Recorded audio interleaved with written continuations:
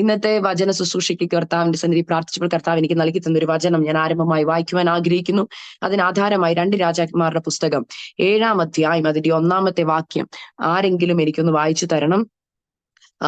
2 രാജാക്കന്മാർ 7-ാം അധ്യായം അതിന്റെ 1-ാമത്തെ വാക്യം.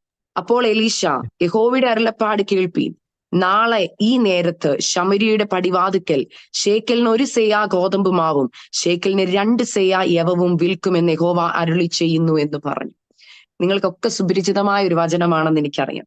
എന്നാൽ ഈ വചനം ഇന്ന് പരിശുദ്ധാത്മാവ് രാവിലെ എനിക്ക് നൽകി തന്നപ്പോൾ ചിലരെ ഒന്ന് ഉറപ്പിക്കേണ്ടതിന്, കർത്താവിന്റെ വാഗ്ദത്തങ്ങളിൽ ഒന്നും കൂടെ ഒന്ന് ഉറച്ച് ദൈവം ആരെന്ന് നിങ്ങളുടെ ജീവിതത്തിൽ ഒരിക്കൽ കൂടി കർത്താവിനെ തെളിയിക്കേണ്ടതിന് ഈ വചനം നിങ്ങളോടുള്ള ദൂതായി നിങ്ങൾ ഏറ്റെടുക്കണം.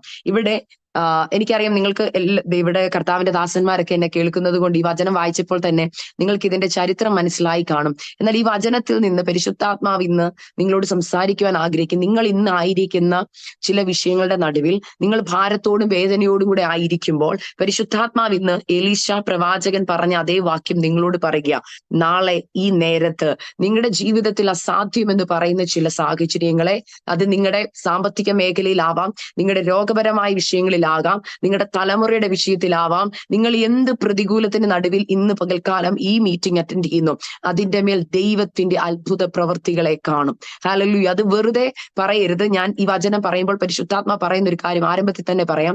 നമ്മൾ എല്ലാവരും പറയുന്ന വാക്കാണ് ആമേൻ. യൂഷ്വലി നമ്മൾ പ്രാർത്ഥിച്ചു കഴിയുമ്പോൾ പറയുന്ന ഒരു കാര്യം ആമേൻ. എന്നാൽ എന്റെ ജീവിതത്തിൽ പലപ്പോഴും ഈ ആമേൻ എന്നുള്ള വാക്കിന് ഭയങ്കര ശക്തി ഫീൽ ചെയ്തിട്ടുണ്ട്. എപ്പോഴാന്ന് വെച്ച് കഴിഞ്ഞാൽ ദൈവദാസന്മാരൊക്കെ ദൂതുകൾ പറയുമ്പോൾ, ദൈവവചനത്തിൽ നിന്ന് ആലോചനകൾ പറയുമ്പോൾ ആമേൻ എന്ന് പറഞ്ഞ് കൈ ഉയർത്തി അത് ഏറ്റെടുക്കുമ്പോൾ എന്റെ ജീവിതത്തിൽ പലപ്പോഴും അതിന്റെ അനുഗ്രഹങ്ങൾ ഞാൻ പ്രാപിച്ചെടുത്തിട്ടുണ്ട്. ഞാൻ പറഞ്ഞല്ലോ, ഞാൻ എന്റെ ടെസ്റ്റിമണി പറഞ്ഞപ്പോഴൊക്കെ നിങ്ങളോട് പറഞ്ഞിട്ടുണ്ട്, വിശ്വാസത്താൽ ഹല്ലേലൂയ ചിലതൊക്കെ നേടിയെടുക്കുവാൻ നമ്മൾക്ക് കഴിയണം. എന്റെ ജീവിതത്തിൽ എന്റെ മമ്മിയാണ് അതിന് ഏറ്റവും വലിയ റോൾ മോഡല്.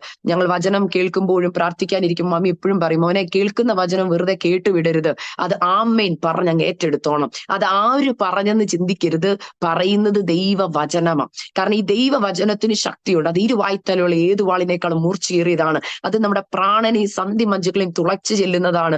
അതുകൊണ്ട് ആ വചനം അതിന്റെ ക്രിയ ചെയ്യുന്നതാ. കർത്താവിന്റെ വായിൽ നിന്ന് വന്ന വചനം വെറുതെ അത് പോയിട്ടില്ല. കർത്താവ് എന്ത് വാ തുറന്ന് പറഞ്ഞിട്ടുണ്ടെങ്കിൽ അവിടെ ഒരു സൃഷ്ടിപ്പ് നടന്നിട്ടുണ്ട്. ചില സൃഷ്ടികൾ നടക്കുന്ന ദിവസമാക്കി ഇന്നത്തെ ദിവസത്തെ ദൈവം തീർക്കട്ടെ എന്ന് ഞാൻ പ്രാർത്ഥിക്കുന്നു. ആകയാൽ ഈ വചനം ഇങ്ങനെ പറയുന്നു, നാളെ ഈ നേരത്ത് ശമര്യയുടെ പടിവാതുക്കൽ ശേക്കലിന് 1 സെയാ ഗോതമ്പ് മാവും ശേക്കലിന് 2 സെയാ യവവും വിൽക്കും. ഈ വചനം നമ്മൾ കേൾക്കുമ്പോൾ ഞാൻ ഈ വചനം വായിച്ചപ്പോൾ നിങ്ങളൊക്കെ ചിന്തിച്ചു കാണും, എന്നെ ആദ്യമായി കേൾക്കുന്നവരുണ്ടെങ്കിൽ ചിന്തിച്ചു കാണും, എന്തുവാ നാളെ ഈ നേരത്ത് 1 സെയ 2 സെയ ഗോതമ്പും 1 സെയ യവവും ഒക്കെ വിൽക്കുന്നു. നമ്മളൊക്കെ ഇത് എന്തോ ഇങ്ങനെ അങ്ങ് ഒരു വചനം പോലെ കേട്ടുവിടും. എന്നാൽ പരിശുദ്ധാത്മാ ഇവിടെ പറയുന്ന ഒരു കാര്യം, ഇതിന്റെ കോണ്ടെസ്റ്റും നിങ്ങൾ മനസ്സിലാക്കുമ്പോൾ ഇതൊരിക്കലും നടക്കാൻ ചാൻസ് ഇല്ലാത്ത ഒരു പ്രവചനമാണ്. ഒരു രീതിയിലും ഇത് നടക്കാൻ വഴിയില്ല. കാരണം ഇത് മനസ്സിലാക്കണമെങ്കിൽ നമുക്ക് 6-ാം അധ്യായം അതിന്റെ 24 മുതലുള്ള വചനം 33 വരെയുള്ള വാക്യങ്ങൾ വായിക്കുമ്പോൾ നിങ്ങൾക്ക് ക്ലിയർ ആയിട്ട് മനസ്സിലാവും ഇതൊരു രീതിയിലും ഈ പറയുന്ന പ്രവചനം നടക്കാൻ ചാൻസ് ഇല്ല.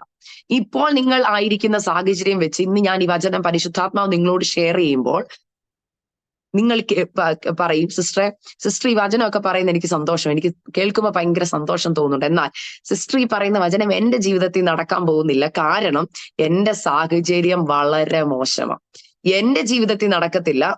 ഞാൻ അത്രയും വലിയ വിശ്വാസ വീരയോ അല്ലെ വിശ്വാസ വീരനോ ഒന്നും അല്ല, എന്റെ ജീവിതത്തിൽ നടക്കത്തില്ല, വേറെ ആരെങ്കിലും ഒക്കെ ഇത് ഏറ്റെടുത്താൽ നടക്കും. അങ്ങനെയല്ല പറയുന്നത്. ഇത് ഇന്ന് ഈ കോമ്പസ് മിനിസ്ട്രിയുടെ മീറ്റിംഗിൽ കേട്ടുകൊണ്ടിരിക്കുന്ന, ഇപ്പോൾ ഡിവൈസസ് ഓപ്പൺ ചെയ്തിരിക്കുന്ന എത്ര പേരുണ്ടോ അത്രയും പേർക്കുമുള്ള ദൂതായി. അത് ഏറ്റെടുക്കുന്നവർക്ക് അത് വിടുതല. ഇവിടെ ഈ പറയുന്ന വചനം ഇങ്ങനെയാണ് പറയുന്നത്, 6-ാം രാജാവായ ബെൻഹദദ് അവന്റെ സൈന്യത്തെയും കൂട്ടി ചെന്ന് ശമരിയ വളഞ്ഞു. ശമരിയ എന്ന് പറയുന്ന സ്ഥലത്തെ 6-ാം രാജാവായ ബെൻഹദദ് വന്ന് വളയുമ്പോൾ ശമരിയയിൽ ബഹുക്ഷാമമുണ്ടായി.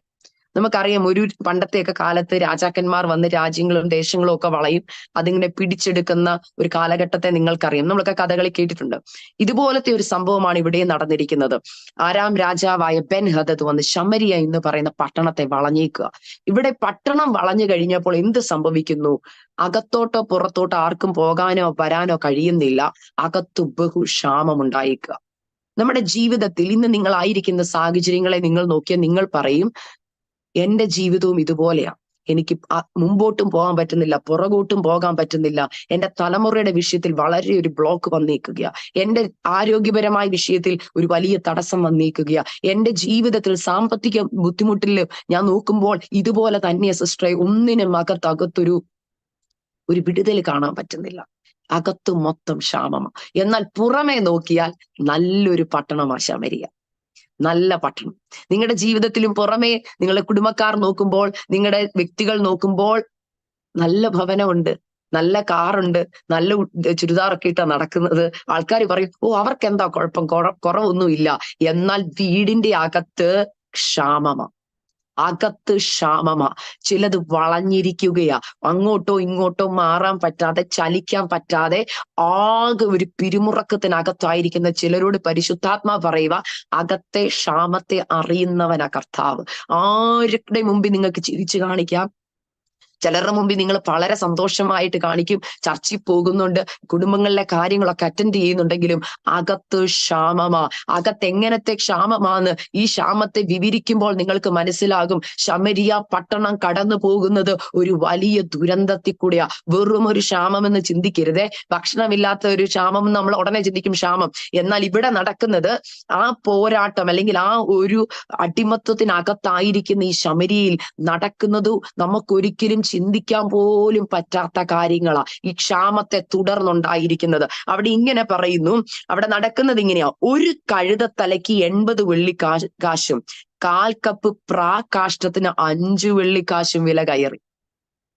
നമുക്ക് ആർക്കെങ്കിലും ചിന്തിക്കാൻ പറ്റുമോ കഴുതത്തല കഴിക്കുന്നത്? പ്രാവിന്റെ കാഷ്ടം കഴിക്കുക ചിന്തിക്കാൻ പറ്റുമോ? എന്തുകൊണ്ടാ? ക്ഷാമമാ. ക്ഷാമം അകത്ത് കടക്കുമ്പോൾ സംഭവിക്കുന്നത്, ശത്രു ഈ ശമരിയ പട്ടണത്തെ വളയുമ്പോൾ, അകത്ത് ക്ഷാമം വരുമ്പോൾ സംഭവിക്കുന്നത്, നമുക്ക് മൂല്യമില്ലെന്ന് പറഞ്ഞ പലതിന്റെയും മൂല്യത്തെ ശത്രു ഉയർത്തിപ്പിടിച്ച് കാണിക്കും നമ്മുടെ മുമ്പിൽ.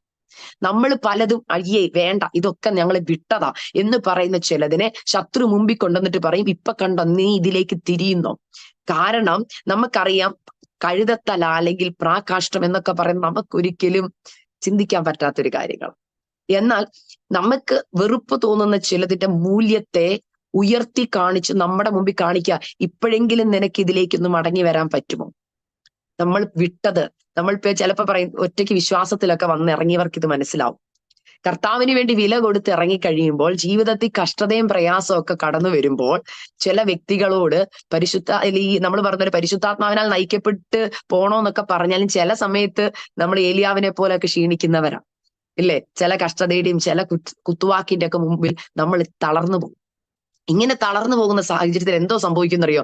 നമ്മൾ വിട്ടേച്ചു പോകുന്ന പാരമ്പര്യങ്ങളും നമ്മൾ വിട്ടേച്ചു പോകുന്ന കുടുംബങ്ങളും ചിലതൊക്കെ പറഞ്ഞ് നമ്മളെ എന്ത് ചെയ്യുന്നറിയോ? ഇങ്ങനെ ടെംപ്ടേഷനിൽ കൊണ്ടുവരും. എന്തുവാ, നീ അന്ന് അത് വിട്ടില്ലായിരുന്നേ കുഴപ്പമില്ലായിരുന്നു, നീ എന്തിനാ ഈ പാരമ്പര്യം വിട്ടിട്ട് പോന്നെ? ദൈവമക്കളെ, ഞങ്ങൾ ഇത് കേട്ടിട്ടുള്ളവരാ കേട്ടോ, അതുകൊണ്ടാ പറയുന്നത്. എന്തിനാ ഇതൊക്കെ വിട്ടിട്ട് പോകുന്നത്? അവിടെ നിന്നാ പോരായിരുന്നോ? അവിടെ നിന്നിരുന്നെങ്കിൽ ഈ വല്ല കുഴപ്പവും വരുമായിരുന്നോ? അതായത് നമ്മൾ വിട്ടേച്ച് പോകുന്നതിന്റെ മൂല്യത്തെ ഇപ്പോൾ നമ്മളായിരിക്കുന്ന കഷ്ടതയിൽ ഇവർ മുതലെടുക്കും. ഇപ്പോൾ മുതലെടുപ്പിന്റെ സമയങ്ങളാ. അപ്പൊ എന്താ സംഭവിക്കുന്നു പറഞ്ഞാൽ, നമുക്കിത് തിരിച്ചറിയേണ്ട ഒരു സമയം വേണം. നമുക്കതിന് പരിശുദ്ധാത്മാവിന്റെ കൃപ ആവശ്യമാണ് ദൈവമക്കളെ. ഇവിടെ സംഭവിക്കുന്നത് ഈ ഒരു കാര്യം നമ്മൾ കേട്ടപ്പോൾ ഓക്കെ, കഴുതത്തലയും പ്രാകാഷ്ടവും നമുക്ക് പറഞ്ഞു വിടാം. എന്നാൽ ഇനി നടക്കുന്ന സംഭവം ഇവിടെ കേട്ടുകൊണ്ടിരിക്കുന്ന എത്ര പേർക്ക് ഉൾക്കൊള്ളാൻ കഴിയുമെന്ന് ഓർക്കണം. ക്ഷാമം കഠിനമായിരിക്കാം. ക്ഷാമം കഠിനമായെന്ന് പറഞ്ഞാൽ ഒന്നും കഴിക്കാൻ പറ്റുന്നില്ല. വളരെയധികം ക്ഷാമം വളരെ ക്രൂഷ്യലായി നിൽക്കുമ്പോൾ പിന്നീട് അവിടെ നടക്കുന്ന സംഭവം ഞാനൊന്ന് വായിക്കാം. ഒരിക്കൽ ഇസ്രായേൽ രാജാവ് മതിലിന്മേൽ നടക്കുമ്പോൾ ഒരു സ്ത്രീ അവനോട്, യജമാനനായ രാജാവെ രക്ഷിക്കണമേ എന്ന് നിലവിളിച്ചു. അതിനവൻ, യഹോവ നിന്നെ രക്ഷിക്കുന്നില്ലെങ്കിൽ ഞാൻ എവിടെ നിന്ന് തന്ന് നിന്നെ രക്ഷിക്കേണ്ടു? കളപ്പുരയിൽ നിന്നോ മുന്തിരിച്ചക്കിൽ നിന്നോ എന്ന് ചോദിച്ചു. രാജാവ് പിന്നെ അവളോട്, നിന്റെ സങ്കടം എന്ത് എന്ന് ചോദിച്ചതിന് അവൾ, ഈ സ്ത്രീ എന്നോട്, നിന്റെ മകനെ കൊണ്ടുവാ, ഇന്ന് നമുക്ക് അവനെ തിന്നാം, നാളെ എന്റെ മകനെ തിന്നാം എന്ന് പറഞ്ഞു.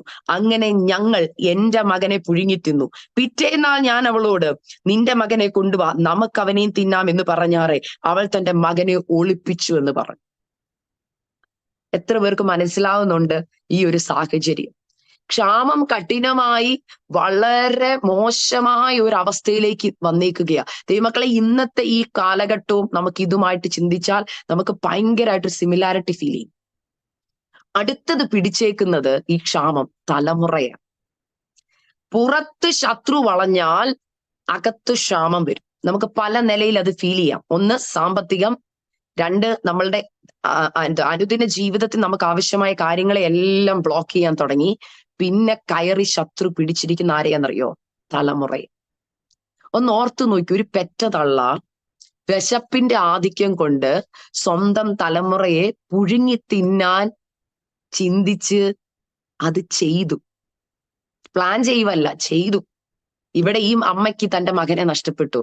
പക്ഷെ മറ്റേ അമ്മ തിന്നാന്നൊക്കെ പറഞ്ഞു. പക്ഷെ എന്ത് ചെയ്തു? തന്റെ ടേൺ വന്നപ്പോ പറയാ, എന്റെ കുഞ്ഞിനെ ഞാൻ വിട്ടുതരത്തില്ല. അപ്പോഴാണ് ഇത് പ്രശ്നം ഗുരുതരമായതും ഈ രാജാവിന്റെ അടുക്കൽ വരുന്നത്. ഞാൻ ഈ വചനം വായിക്കുമ്പോൾ നിങ്ങൾ എന്തിനാ സിസ്റ്റർ ഈ വചനം ഇവിടെ പറയുന്നത്? ഞാൻ ദൈവമക്കളുടെ അകക്കണ്ണിനെ തുറക്കാൻ വേണ്ടി ഒരു ആലോചന പറയാം. ഇത് നിങ്ങൾ ഏറ്റെടുക്കണം. അകത്തും പുറത്തും ക്ഷാമത്തിന്റെ അനുഭവം നിങ്ങളുടെ ജീവിതത്തിൽ നിങ്ങൾ ഫീൽ ചെയ്യുന്നുണ്ടെങ്കിൽ ഓർത്തു, അതിനെ നിസാരമായി എണ്ണിക്കളയരുത്. ശത്രു പുറം വളഞ്ഞിട്ടുണ്ടെങ്കിൽ അതിന്റെ അർത്ഥം അത് ഓരോന്നായിട്ട് നമുക്ക് മനസ്സിലാക്കാൻ കഴിയും. അതിന്റെ ആദ്യത്തെ ചലനം അല്ലെങ്കിൽ അതിന്റെ ആദ്യത്തെ ഒരു സിംറ്റം എന്ന് പറയുന്നത് നമ്മുടെ ചുറ്റും നമുക്ക് ഭയങ്കര ഒരു പിരിമുറുക്കം ഫീൽ ചെയ്യാൻ തുടങ്ങും. ആത്മീകമായി അകത്ത് പ്രാർത്ഥനയുണ്ട്, നമുക്ക് തോന്നും നമ്മൾ പ്രാർത്ഥിക്കുന്നുണ്ട്, വചനം വായിക്കുന്നുണ്ട്, മീറ്റിംഗ് അറ്റൻഡ് ചെയ്യുന്നുണ്ടെന്ന് പറഞ്ഞാലും അകത്ത് പിന്നെയും ശൂന്യതയാണ്. പിന്നെയും നമുക്ക് എന്തൊക്കെയോ ഒരു സമാധാനക്കേട്. പിന്നെ നോക്കുമ്പോൾ തലമുറയെ നോക്കുമ്പോൾ സന്തോഷമില്ല, സാമ്പത്തിക നിലയിൽ നോക്കുമ്പോൾ സന്തോഷമില്ല, എല്ലായിടത്തും അങ്ങ് പിരിമുറുക്കിയിരിക്കുന്ന ഒരു അവസ്ഥ. അങ്ങനെയുള്ളവരോട് സംസാരിക്കുമ്പോൾ അവർ പറയുന്ന ഒരു കാര്യമുണ്ട്, സിസ്റ്ററെ ഞാൻ പ്രാർത്ഥിക്കുന്നുണ്ട്, സിസ്റ്ററെ ഞാൻ വചനം വായിക്കുന്നുണ്ട്, പക്ഷെ സമാധാനമില്ല. എനിക്ക് എന്റെ മക്കളെ നോക്കിയ സമാധാനമില്ല, ഭർത്താവിനെ നോക്കിയ സമാധാനമില്ല, അല്ലെങ്കിൽ സഭയെ നോക്കിയ ഒരു സമാധാനമില്ല. എവിടെയും പ്രശ്നങ്ങളും പ്രതികൂലങ്ങളുമാ. അതിന്റെ കാരണം ഇതാ, ചില ശത്രു നിന്റെ കുടുംബത്തെയും നിന്റെ സഭയും വളഞ്ഞിരിക്കുകയാ. നമ്മൾ നോക്കേണ്ടത് ഈ ശത്രുവിനെയാണ്. ഹല്ലേലൂയ. നമ്മുടെ അകത്തുള്ള പ്രശ്നങ്ങളെ ഫോക്കസ് ചെയ്യാതെ പുറത്തു വളഞ്ഞിരിക്കുന്ന ബെൻ ഹദദ്, ഹല്ലേലൂയ, ഏത് രാജാവാണോ, ഏത് കൊടിയ റൂളേഴ്സ് ആണോ നമ്മുടെ കുടുംബത്തിനെതിരെ എഴുന്നേറ്റിരിക്കുന്നത് മനസ്സിലാക്കി അതിനെതിരെ പോരാടാൻ നമ്മൾ തയ്യാറായില്ലെങ്കിൽ നമ്മൾ വീണ്ടും ഈ ശൂന്യതയ്ക്ക് അകത്ത് കടന്നു പോകേണ്ടി വരും. ഇവിടെ സംഭവിക്കുന്നത് ഈ അമ്മമാര് തമ്മിലുള്ള പ്രശ്നം. രാജാവിന്റെ അടുക്ക് വന്നപ്പോ രാജാവ് ചോദിക്കുക, ദൈവം രക്ഷിക്കുന്നില്ലേ, ഞാൻ എങ്ങനെയാ രക്ഷിക്കുന്നത്? നമ്മുടെ ജീവിതത്തിലും ഈ ഒരു അനുഭവമുണ്ട്. നമുക്ക് പ്രശ്നം വരുമ്പോൾ നമ്മൾ ഓടുന്ന ആരുടെ അടുക്കിലോട്ടാണെന്നറിയാം? രാജാവിന്റെ അടുക്കൽ. ഏത് രാജാവാ? ഏത് രാജാവിന്റെ അടുക്കിലേക്ക് ഓടുന്നത്? നമുക്ക് നമ്മളെക്കാൾ ഇപ്പൊ നമ്മൾ ക്ഷാമത്തിലാ, നമ്മളെക്കാൾ കുറച്ചൊക്കെ ഇപ്പൊ ഇവര് ഓർക്കുന്ന രാജാവ് കുഴപ്പമൊന്നും, രാജാവിന്റെ കൊട്ടാരത്തിലെല്ലാം കാണും, രാജാവ് സന്തോഷമായിട്ടാ ജീവിക്കുന്നോർത്ത് ആ രാജാവിന്റെ അടുക്കൽ രാജാവ് രക്ഷിക്കട്ടെ എന്ന് പറഞ്ഞില്ലാണ്. എന്നാൽ രാജാവ് പറയുവാ, എനിക്ക് നിന്നെ രക്ഷിക്കാൻ പറ്റത്തില്ല, ദൈവം രക്ഷിക്കുന്നില്ല, പിന്നെ ഞാൻ എവിടെ നിന്നെടുത്ത് നിന്നെ രക്ഷിക്കാനാ? നമ്മൾ കൈ നീട്ടുകയും നമ്മൾ ഹെൽപ്പ് ചോദിക്കുകയും ചെയ്യുന്നവർ ഇത് തന്നെയല്ലേ നമ്മളോടും പറയുന്നത്? എനിക്ക് എങ്ങനെ രക്ഷിക്കണോന്ന് അറിയത്തില്ല. നിങ്ങൾ ചിലപ്പോൾ ഒരു സാമ്പത്തിക ബുദ്ധിമുട്ടിന്റെ നടുവിലായിരിക്കും. നിങ്ങൾ പലരോടും ചോദിക്കും, അവരും പറയുന്ന വാക്കിതാ, എന്തോന്നിന് എന്നോട് ചോദിക്കുന്നത്, ഞാൻ ഇതിനേക്കാൾ വലിയ കടത്തില്ല, എന്റെ ബിസിനസ് തകർന്നിരിക്കുക. എന്നാൽ രാജാവിന്റെ അടുക്കിലേക്ക് പോകാൻ നമുക്ക് പലപ്പോഴും മടിയാം. എന്തുകൊണ്ടെന്നറിയാം? നമുക്ക് പ്രതീക്ഷയില്ല. നമ്മൾ കാണാത്തൊരു, നമ്മൾ പറഞ്ഞ പോലെ ബൈബിളിൽ ഒരു വചനം ഉണ്ടല്ലോ, നമ്മൾ കാണുന്നില്ല ദൈവത്തെ, പക്ഷെ നമ്മൾ കാണുന്നത് നമ്മുടെ തൊട്ടടുത്തുള്ള സഹോദരന്മാരെ. അപ്പൊ നമുക്ക് തൊട്ടടുത്തുള്ള സഹോദരന്മാരെ കാണുന്നതുകൊണ്ട് നമുക്കൊരു പ്രതീക്ഷയുണ്ട്, അവര് വല്ലതും ചെയ്യും, അവർക്ക് അവരുടെ ബിസിനസ് ഒക്കെ നന്നായിട്ട് അവർ ചെയ്യും. പക്ഷെ ദൈവമക്കളെ, നമുക്ക് കർത്താവിന്റെ അടുക്കിലോട്ട് ഒന്ന് ചെല്ലാം. നമ്മൾ കർത്താവിന്റെ മക്കളല്ലേ. കർത്താവിന്റെ അടുക്കൽ ചെന്ന് ചോദിച്ചാൽ കർത്താവ് പറയുന്നത്, നിങ്ങൾക്ക് ഇതുവരെ ചിന്തിക്കാൻ പറ്റാത്ത മണ്ഡലത്തിൽ നിങ്ങളോട് ആത്മാവ് സംസാരിക്കും. ഇവിടെ പറഞ്ഞ ദൂത് അതാണ്. നിങ്ങൾ ഇതുവരെ ചിന്തിക്കാത്ത മേഖലയിൽ കർത്താവ് ഇറങ്ങി വന്ന് നിങ്ങൾക്ക് വേണ്ടി പ്രവർത്തിക്കും. ഈ സ്ത്രീകൾ ഇങ്ങനെ തമ്മിൽ സംസാരിച്ചപ്പോൾ രാജാവിന് വിഷമം കൂടി. ഒന്ന് ഓർത്തു നോക്കി, സ്വന്തം മക്കളെ പുഴുങ്ങി തിന്നുന്ന ഒരു സ്റ്റേറ്റിലേക്ക് തന്റെ ജനം വന്നെന്ന് രാജാവ് മനസ്സിലാക്കിയപ്പോൾ രാജാവ് വസ്ത്രം കീറി. ഹല്ലേലൂയ. അതിന്റെ 30-ാമത്തെ വാക്യത്തിൽ ഇങ്ങനെ പറഞ്ഞു, രാജാവ് വസ്ത്രം കീറി അവൻ മതിന്മേൽ നടന്നു പോവുകയായിരുന്നു. ജനം അവനെ നോക്കിയപ്പോൾ അവൻ അകമേ ദേഹം പറ്റ രട്ടുടുത്തിരിക്കുന്നത് കണ്ടു. ദൈവമക്കളെ, നമ്മുടെ വിഷയങ്ങൾ ചിലപ്പോൾ നമ്മൾ ഒരു പാസ്റ്ററോട് പറയുമ്പോൾ നമ്മൾ പ്രതീക്ഷിക്കുന്ന പാസ്റ്റർ പ്രാർത്ഥിച്ചാൽ ഇനി വിടുതലുണ്ട്, ഇനി ഇന്ന പാസ്റ്ററെ വിളിച്ച് പ്രാർത്ഥിക്കാം, അല്ലെങ്കിൽ ഇന്ന സഹോദരിയെ വിളിച്ച് പ്രാർത്ഥിക്കാം, അവര് പ്രാർത്ഥിച്ചാൽ വിടുതല. അങ്ങനെയല്ല ദൈവമക്കളെ. പ്രാർത്ഥന നല്ലതാ, ഒരുമിച്ചുള്ള പ്രാർത്ഥനയ്ക്ക് ഭയങ്കര ഫലം ചെയ്യും. ഞാൻ ഒരിക്കലും പറയുന്നില്ല പാസ്റ്റർമാരെ വിളിച്ച് പറയരുതെന്ന്. നിങ്ങൾ നിങ്ങളുടെ പാസ്റ്റർമാരോട് പറയണം, കാര്യങ്ങളൊക്കെ ശരിയാ. പക്ഷേ നമ്മുടെ അവസ്ഥ നമ്മൾ വേണം കർത്താവിനോട് ഓടിച്ചെന്ന് പറയാം. നിങ്ങളുടെ കണ്ണുനീർ കർത്താവ് കാണും. ഇങ്ങനെ ഞാൻ ഇപ്പൊ ഇത്രയും സാഹചര്യങ്ങൾ വെളിവാക്കിയത് നിങ്ങളോട് വെളിപ്പെടുത്തി പറഞ്ഞതിന്റെ കാര്യം, ഇത്രയും വലിയൊരു ക്രൂഷ്യൽ സ്റ്റേറ്റ് കടന്നു പോകുന്ന ഈ പട്ടണം, ഈ രാജാവ്, ഈ ജനത, ഇവർക്കൊരു പ്രതീക്ഷയില്ല ഇവരുടെ ക്ഷാമം മാറുമെന്ന്. ഇപ്പൊ മനസ്സിലായോ? ഈ അമ്മമാരും രാജാവും തമ്മിലുള്ള സംഭാഷണം കേട്ടപ്പോ തന്നെ നിങ്ങൾക്ക് ആ ക്ഷാമത്തിന്റെ ഭയങ്കര തീവ്രത മനസ്സിലായി. ഈ തീവ്രതയിൽ വളരെ ബന്ധപ്പെട്ട് നിൽക്കുമ്പോൾ ആര് വന്നൊരു പ്രവചനം പ്രവചിക്കുക? ഈ രാജാവ് തന്റെ പടനായകനെ വിട്ടേക്കും. ആരുടെ അടുക്കിലേക്ക്? എലീശയുടെ അടുക്കിലേക്ക്. അപ്പൊ എലീശ പടനായകൻ വരുന്നത് കണ്ടപ്പോൾ പടനായകനോട് പറയുന്ന ഒരു കാര്യം, അതുമല്ല അതിനേക്കാൾ ഒരു ഇത്, രാജാവ് ഈ പടനായകനെ പറഞ്ഞു വിടുമ്പോൾ പറയുന്ന ഒരു കാര്യമുണ്ട്, എന്നെ ചിന്തിപ്പിച്ചൊരു കാര്യം. 31-ാമത്തെ വാക്യം, ശാഫാത്തിന്റെ മകനായ എലീശയുടെ തല ഇന്ന് അവന്റെ ഉടൽമേൽ ഇരുന്നാൽ ദൈവം എന്നോടും തക്കവണ്ണം അധികം ചെയ്യട്ടെ. ആ രാജ്യത്തൊരു പ്രവാചകൻ ഉണ്ടെന്ന്. എലീശയുണ്ട്. ഏലിയാവിനേക്കാൾ ഇരട്ടി പങ്ക് ശക്തിയുള്ള എലീശയുണ്ട്. രാജാവിനറിയാം എലീശയുടെ അടുക്ക ചെന്നാൽ എന്തുണ്ട്? ഒരു മറുപടി ഉണ്ട്. എന്നാൽ ഈ കഷ്ടതയുടെ നടുവിൽ രാജാവിന് എലീശയോടുള്ള മനോഭാവം ഒന്ന് ഓർത്തി. ഒരു പ്രവാചകൻ ഇരിക്കെ നമ്മുടെ രാജ്യത്ത് ക്ഷാമമാണ്. പലപ്പോഴും നമ്മൾ ഓർക്കും, പ്രാർത്ഥിക്കുന്ന ആൾ എന്റെ വീട്ടിലുണ്ടായിട്ടും എന്റെ വീട്ടിൽ എന്താ ഈ പ്രശ്നം? ഇത്രയും വലിയ ഏലിയാവിനേക്കാൾ ഇരട്ടി പങ്കുള്ള എലീശ ഈ രാജ്യത്തുണ്ടായിട്ടാണോ ഈ രാജ്യത്തൊരു ക്ഷാമം? ദൈവമക്കളെ, എത്ര വലിയ പ്രവാചകൻ ഉണ്ടായിരുന്നാലും ശത്രു വളയുമ്പോൾ നമ്മൾ ഓർക്കും ദൈവം വിട്ടുകൊടുത്തതാണോ തന്റെ ജനത്തെ? ദൈവത്തിന് ഒരു കാര്യമുണ്ടായിരുന്നു. ഇന്ന് ഈ വചനം നിങ്ങളോട് ഷെയർ ചെയ്യുമെന്ന് ദൈവത്തിന് വർഷങ്ങൾക്ക് മുമ്പേ അറിയാം. ഇങ്ങനെ ഒരു വചനം ഈ ബൈബിളിൽ എഴുതി ചേർത്തില്ലെങ്കിൽ നമുക്കൊരിക്കലും നമ്മുടെ വിശ്വാസം വർദ്ധിക്കാൻ കഴിയത്തില്ല. ദൈവമക്കളെ, നിങ്ങളുടെ വീട്ടിൽ പ്രാർത്ഥിക്കുന്ന ഒരു അമ്മ കാണും, നിങ്ങളുടെ വീട്ടിൽ പ്രാർത്ഥിക്കുന്ന ഒരു അപ്പം കാണും, നിങ്ങളുടെ വീട്ടിൽ നിങ്ങളുടെ ചർച്ചിൽ ഏറ്റവും കൂടുതൽ പ്രാർത്ഥിക്കുന്ന ഒരു ദൈവദാസനും ദൈവദാസിയും കണ്ടെന്നിരിക്കാം. അതിന്റെ അർത്ഥം കഷ്ടത വരത്തില്ലെന്നല്ല, അതിന്റെ അർത്ഥം വേദന വരത്തില്ലെന്നല്ല. എന്നാൽ ആ കഷ്ടതയുടെയും വേദനയുടെയും പിമ്പിൽ ദൈവം പറയുക, എനിക്ക് എന്റെ പ്രവൃത്തി നിങ്ങളുടെ മുമ്പിൽ കാണിക്കാൻ പദ്ധതിയുണ്ട്. ദൈവം എങ്ങനെ പ്രവർത്തിക്കുമെന്ന് നമുക്കുള്ള ഒരു തിരിച്ചറിവാണ് ഈ വചനം ഇവിടെ പറയുന്നത്. എങ്ങനെയാ പ്രവർത്തിക്കുന്നത്? ഇങ്ങനെ അസാധ്യത നിൽക്കുമ്പോൾ എലീശയ്ക്ക് പോലും തന്റെ ജീവനെ കുറിച്ച് ഗ്യാരണ്ടി ഇല്ല. നാളെ പുള്ളി ജീവനോടെ ഉണ്ടോന്ന് ഗ്യാരണ്ടി ഇല്ലാതിരിക്കുമ്പോൾ ഈ എലീശ എഴുന്നേറ്റ് ഒരു പ്രവചനം പ്രവചിക്കുക. പ്രവചനം എന്താണ്? അതാണ് ഇന്ന് നമ്മൾ വായിച്ച കുറിവാക്യം, 7-ാം അധ്യായം അതിന്റെ 1-ാമത്തെ വാക്യം. നാളെ ഈ നേരത്ത് ശമരിയുടെ പടിവാതിക്കൽ ശേക്കലിന് 1 സേയ ഗോതമ്പുമാവും 2 സേയ യവവും വിൽക്കപ്പെടും. ദൈവമക്കളെ, നിങ്ങളുടെ പ്രതികൂലത്തിന്റെ നടുവിൽ നിങ്ങൾ പ്രാർത്ഥിക്കുന്ന വ്യക്തിയാണെങ്കിൽ നിങ്ങൾക്ക് ഈ സമയം ഒന്ന് പറയാൻ പറ്റുമോ? നാളെ ഈ നേരത്ത് എന്റെ വിഷയത്തിന്റെ മേൽ എന്റെ കർത്താവ് പ്രവർത്തിക്കും. എത്ര പേർക്ക് പറയാൻ കഴിയും? എത്ര പേർക്ക് ഇത് പറയാൻ കഴിയും? കാരണം എന്താണെന്നറിയോ? നിങ്ങൾ ഇപ്പോൾ എനിക്കിത് മനസ്സിലാക്കാൻ പറ്റുന്നു. ഇവിടെ ഇരുന്ന് ഈ ആലോചന പറയുമ്പോൾ തന്നെ മനസ്സിലാക്കാം. ഇന്ന് ഡിവൈസിൽ കണ്ടുകൊണ്ടിരിക്കുന്ന ദൈവമക്കൾക്ക് നിങ്ങളുടെ അസാധ്യതകളെ കണ്ട്, നിങ്ങളുടെ വിഷമങ്ങൾ കണ്ട് നിങ്ങൾക്ക് അതൊന്നും ആമയും പറഞ്ഞ് ഏറ്റെടുക്കാൻ പോലും പറ്റുന്നില്ല. സിസ്റ്ററെ, അത് എത്ര വർഷങ്ങൾക്ക് മുമ്പുള്ള ഒരു കാര്യമാണ്, ഇല്ലേ? അത് ഏലീശായ്ക്കൊക്കെ പറയാം. കാരണം ഏലീശ ഇരട്ടി പങ്കുള്ളവൻ ആത്മാവിന്റെ. ഞാൻ വെറും ഒരു സാധാ ഒരു ആളാ. എനിക്ക് അത്രയും വലിയ ദൈവകൃപയോ അഭിഷേകമോ ഒന്നുമില്ല. ഞാൻ എങ്ങനെയാ എന്റെ സാഹചര്യത്തെ നോക്കി ഇത് പറയുന്നത്? അതും നാളെ ഈ നേരം. എനിക്ക് വേണ്ട തുക എത്രയാണെന്ന് സിസ്റ്ററിന് അറിയാമോ? എന്റെ ജീവിതത്തിന്റെ ഈ പ്രതിസന്ധി ഘട്ടത്തിന്റെ വലിപ്പ സിസ്റ്ററിന് അറിയാമോ? ദൈവമക്കളെ, അക്സയ്ക്ക് അറിയണ്ട, എന്നാൽ ദൈവത്തിനറിയാം. ദൈവത്തിന് നിങ്ങളെ അറിയാം, നിങ്ങളുടെ വിഷയത്തിന്റെ വലിപ്പവും അറിയാം. ഇത് ഒരു പട്ടണത്തിന്റെ മുഴുവൻ വേദനയായി എലീശ ഏറ്റെടുത്തേക്കുന്നത്.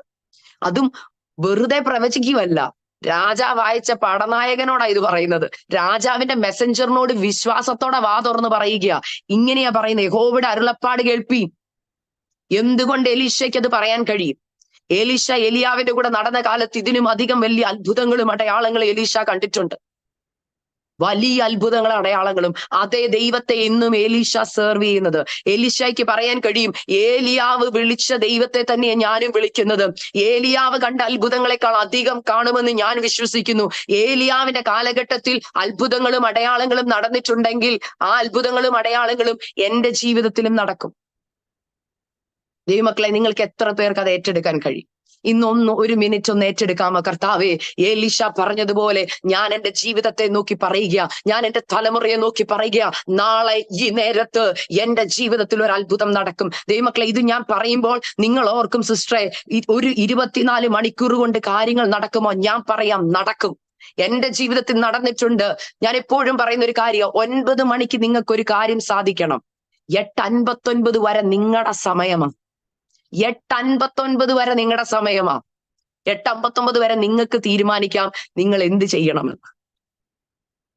കാരണം എന്റെ ജീവിതത്തിൽ ഇങ്ങനെ സംഭവിച്ചിട്ടുണ്ട്. 8:59 വരെ നമ്മൾ എന്ത് ചെയ്തോണ്ടിരിക്കും? ഒരു 24 മണിക്കൂർ കാണാൻ ഒരു ദിവസം കാണാൻ നമ്മൾ ചിന്തിക്കും, അത് ചെയ്യണം, ഇത് ചെയ്യണം, അങ്ങനെ ചെയ്യണം, ഇങ്ങനെ ചെയ്യണം, അവരുടെ അടുക്ക പോകണം, ഇല്ലെങ്കിൽ ലോൺ എടുക്കണം, അല്ലെങ്കിൽ ഇന്ന ആളോട് കടം ചോദിക്കാൻ, വീട് വിൽക്കണം. ഇതൊക്കെയാണ് നമ്മൾ തിങ്ക് ചെയ്യുന്നത്. പക്ഷെ ഒരു കാര്യം നടക്കാതെ വരുമ്പോൾ 8:59 വരും നമ്മൾ നിൽക്കുമ്പോൾ നമ്മൾ പറയും, കർത്താവേ പറ്റിപ്പോ, എനിക്ക് പറ്റുന്നില്ല, ഈ വിഷയത്തിന്മേൽ എന്നാ ചെയ്യണമെന്ന് എനിക്ക് അറിയത്തില്ല, എനിക്ക് ഇത്രയും വലിയൊരു തുക വേണം, അല്ലെങ്കിൽ എനിക്ക് ഇന്നൊരു വിഷയം വേണം, എനിക്ക് അറിയത്തില്ല, നാളെ ഇന്ന സമയത്ത് എനിക്കൊരു വാക്ക് കൊടുക്കണം, എന്തോ ചെയ്യണോന്ന് അറിയത്തില്ല. അങ്ങനെ നിൽക്കുമ്പോൾ കർത്താവ് പറയാം, മോളെ, അവസാനത്തെ ആ ഒരു മിനിറ്റ് ഇല്ലേ, 8:59 കഴിഞ്ഞുള്ള അവസാനത്തെ ആ മിനിറ്റ്, ആ ഒരു മിനിറ്റ് മതി.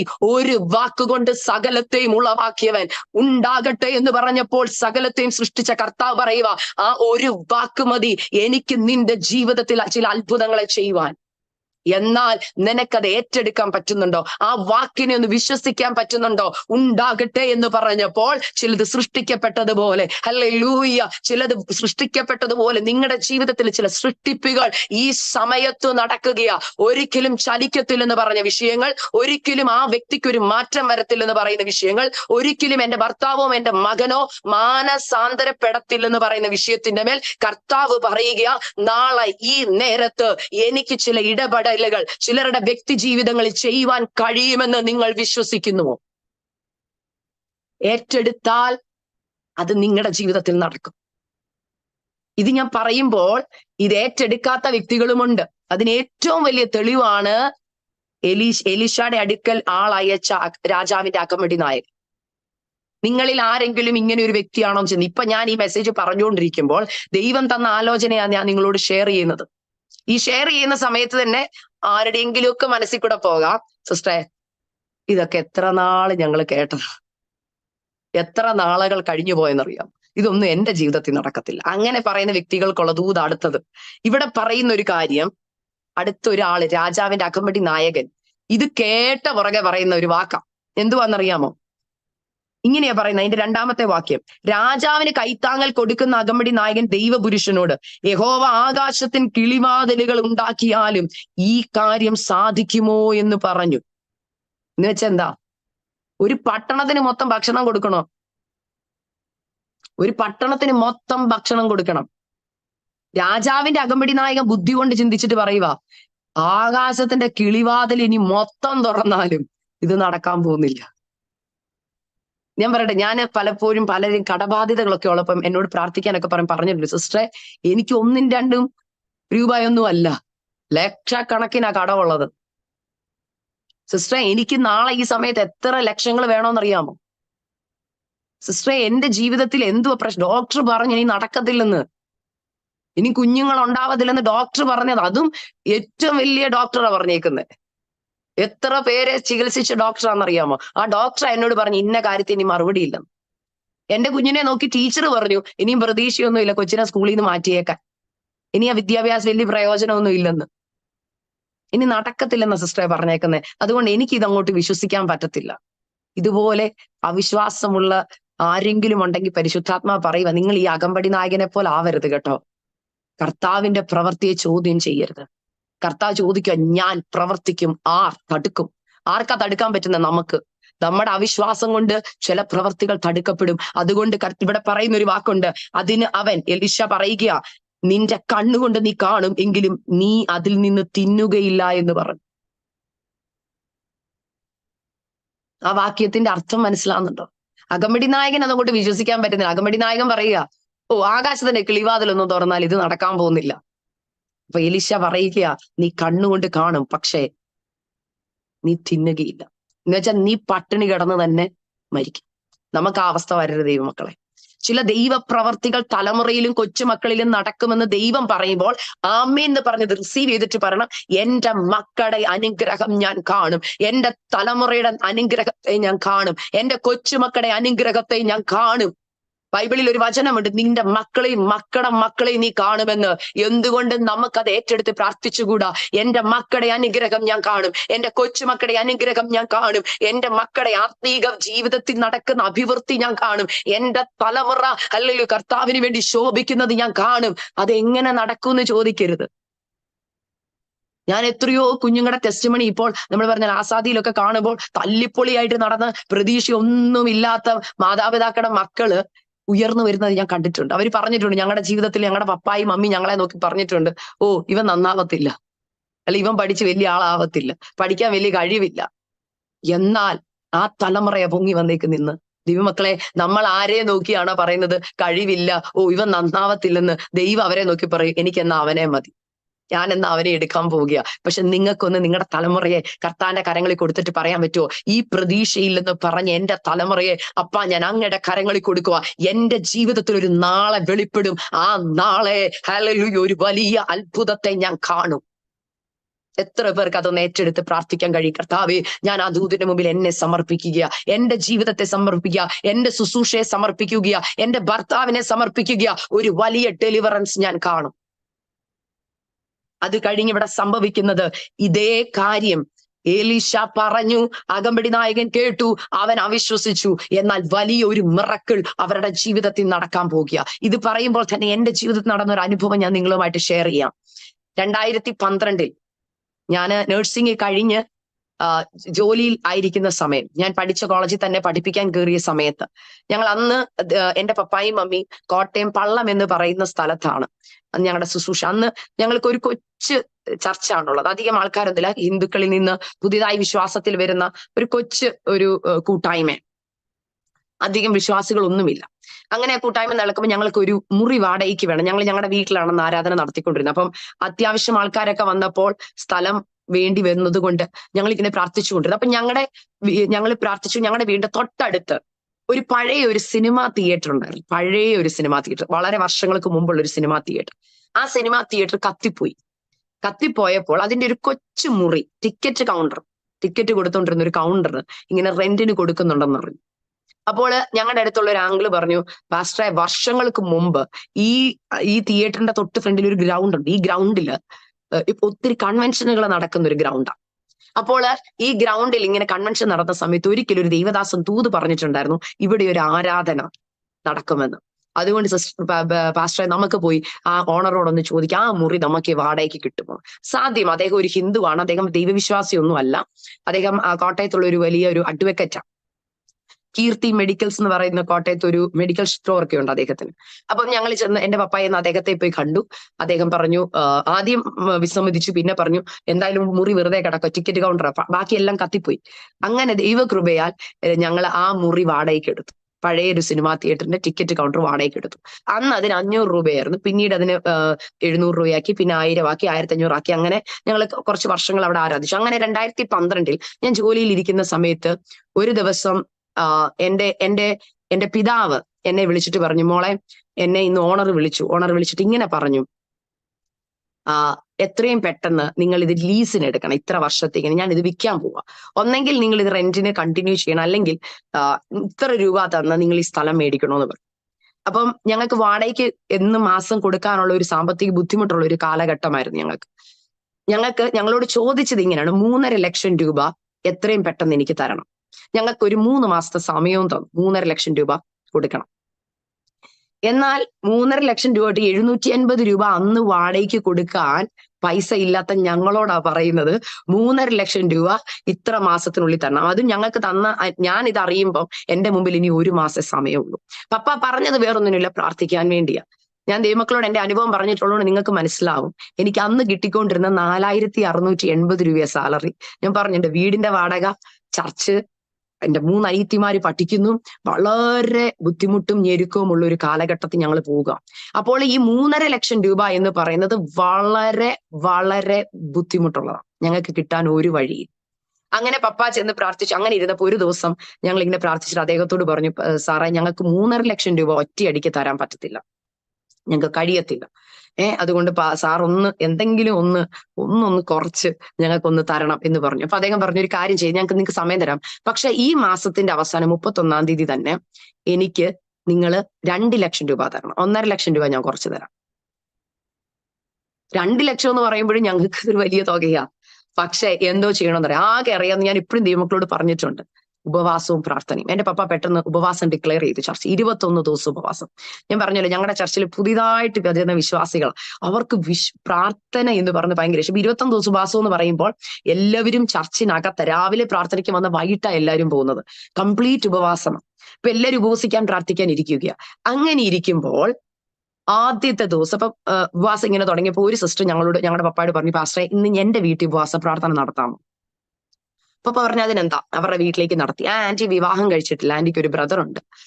ആന്റിയുടെ വീട്ടിൽ ഉപവാസ പ്രാർത്ഥന നടത്തി. അപ്പം നമ്മളെല്ലാവരും ഈ വിഷയത്തിന് വേണ്ടി ഇരിക്കുന്നെന്നറിയാം. എന്നാൽ അന്ന് എന്റെ പപ്പ പരിശുദ്ധാത്മാവിൽ ഇങ്ങനെ ഒരു വചനമാണ് ശുശ്രൂഷിച്ചത്.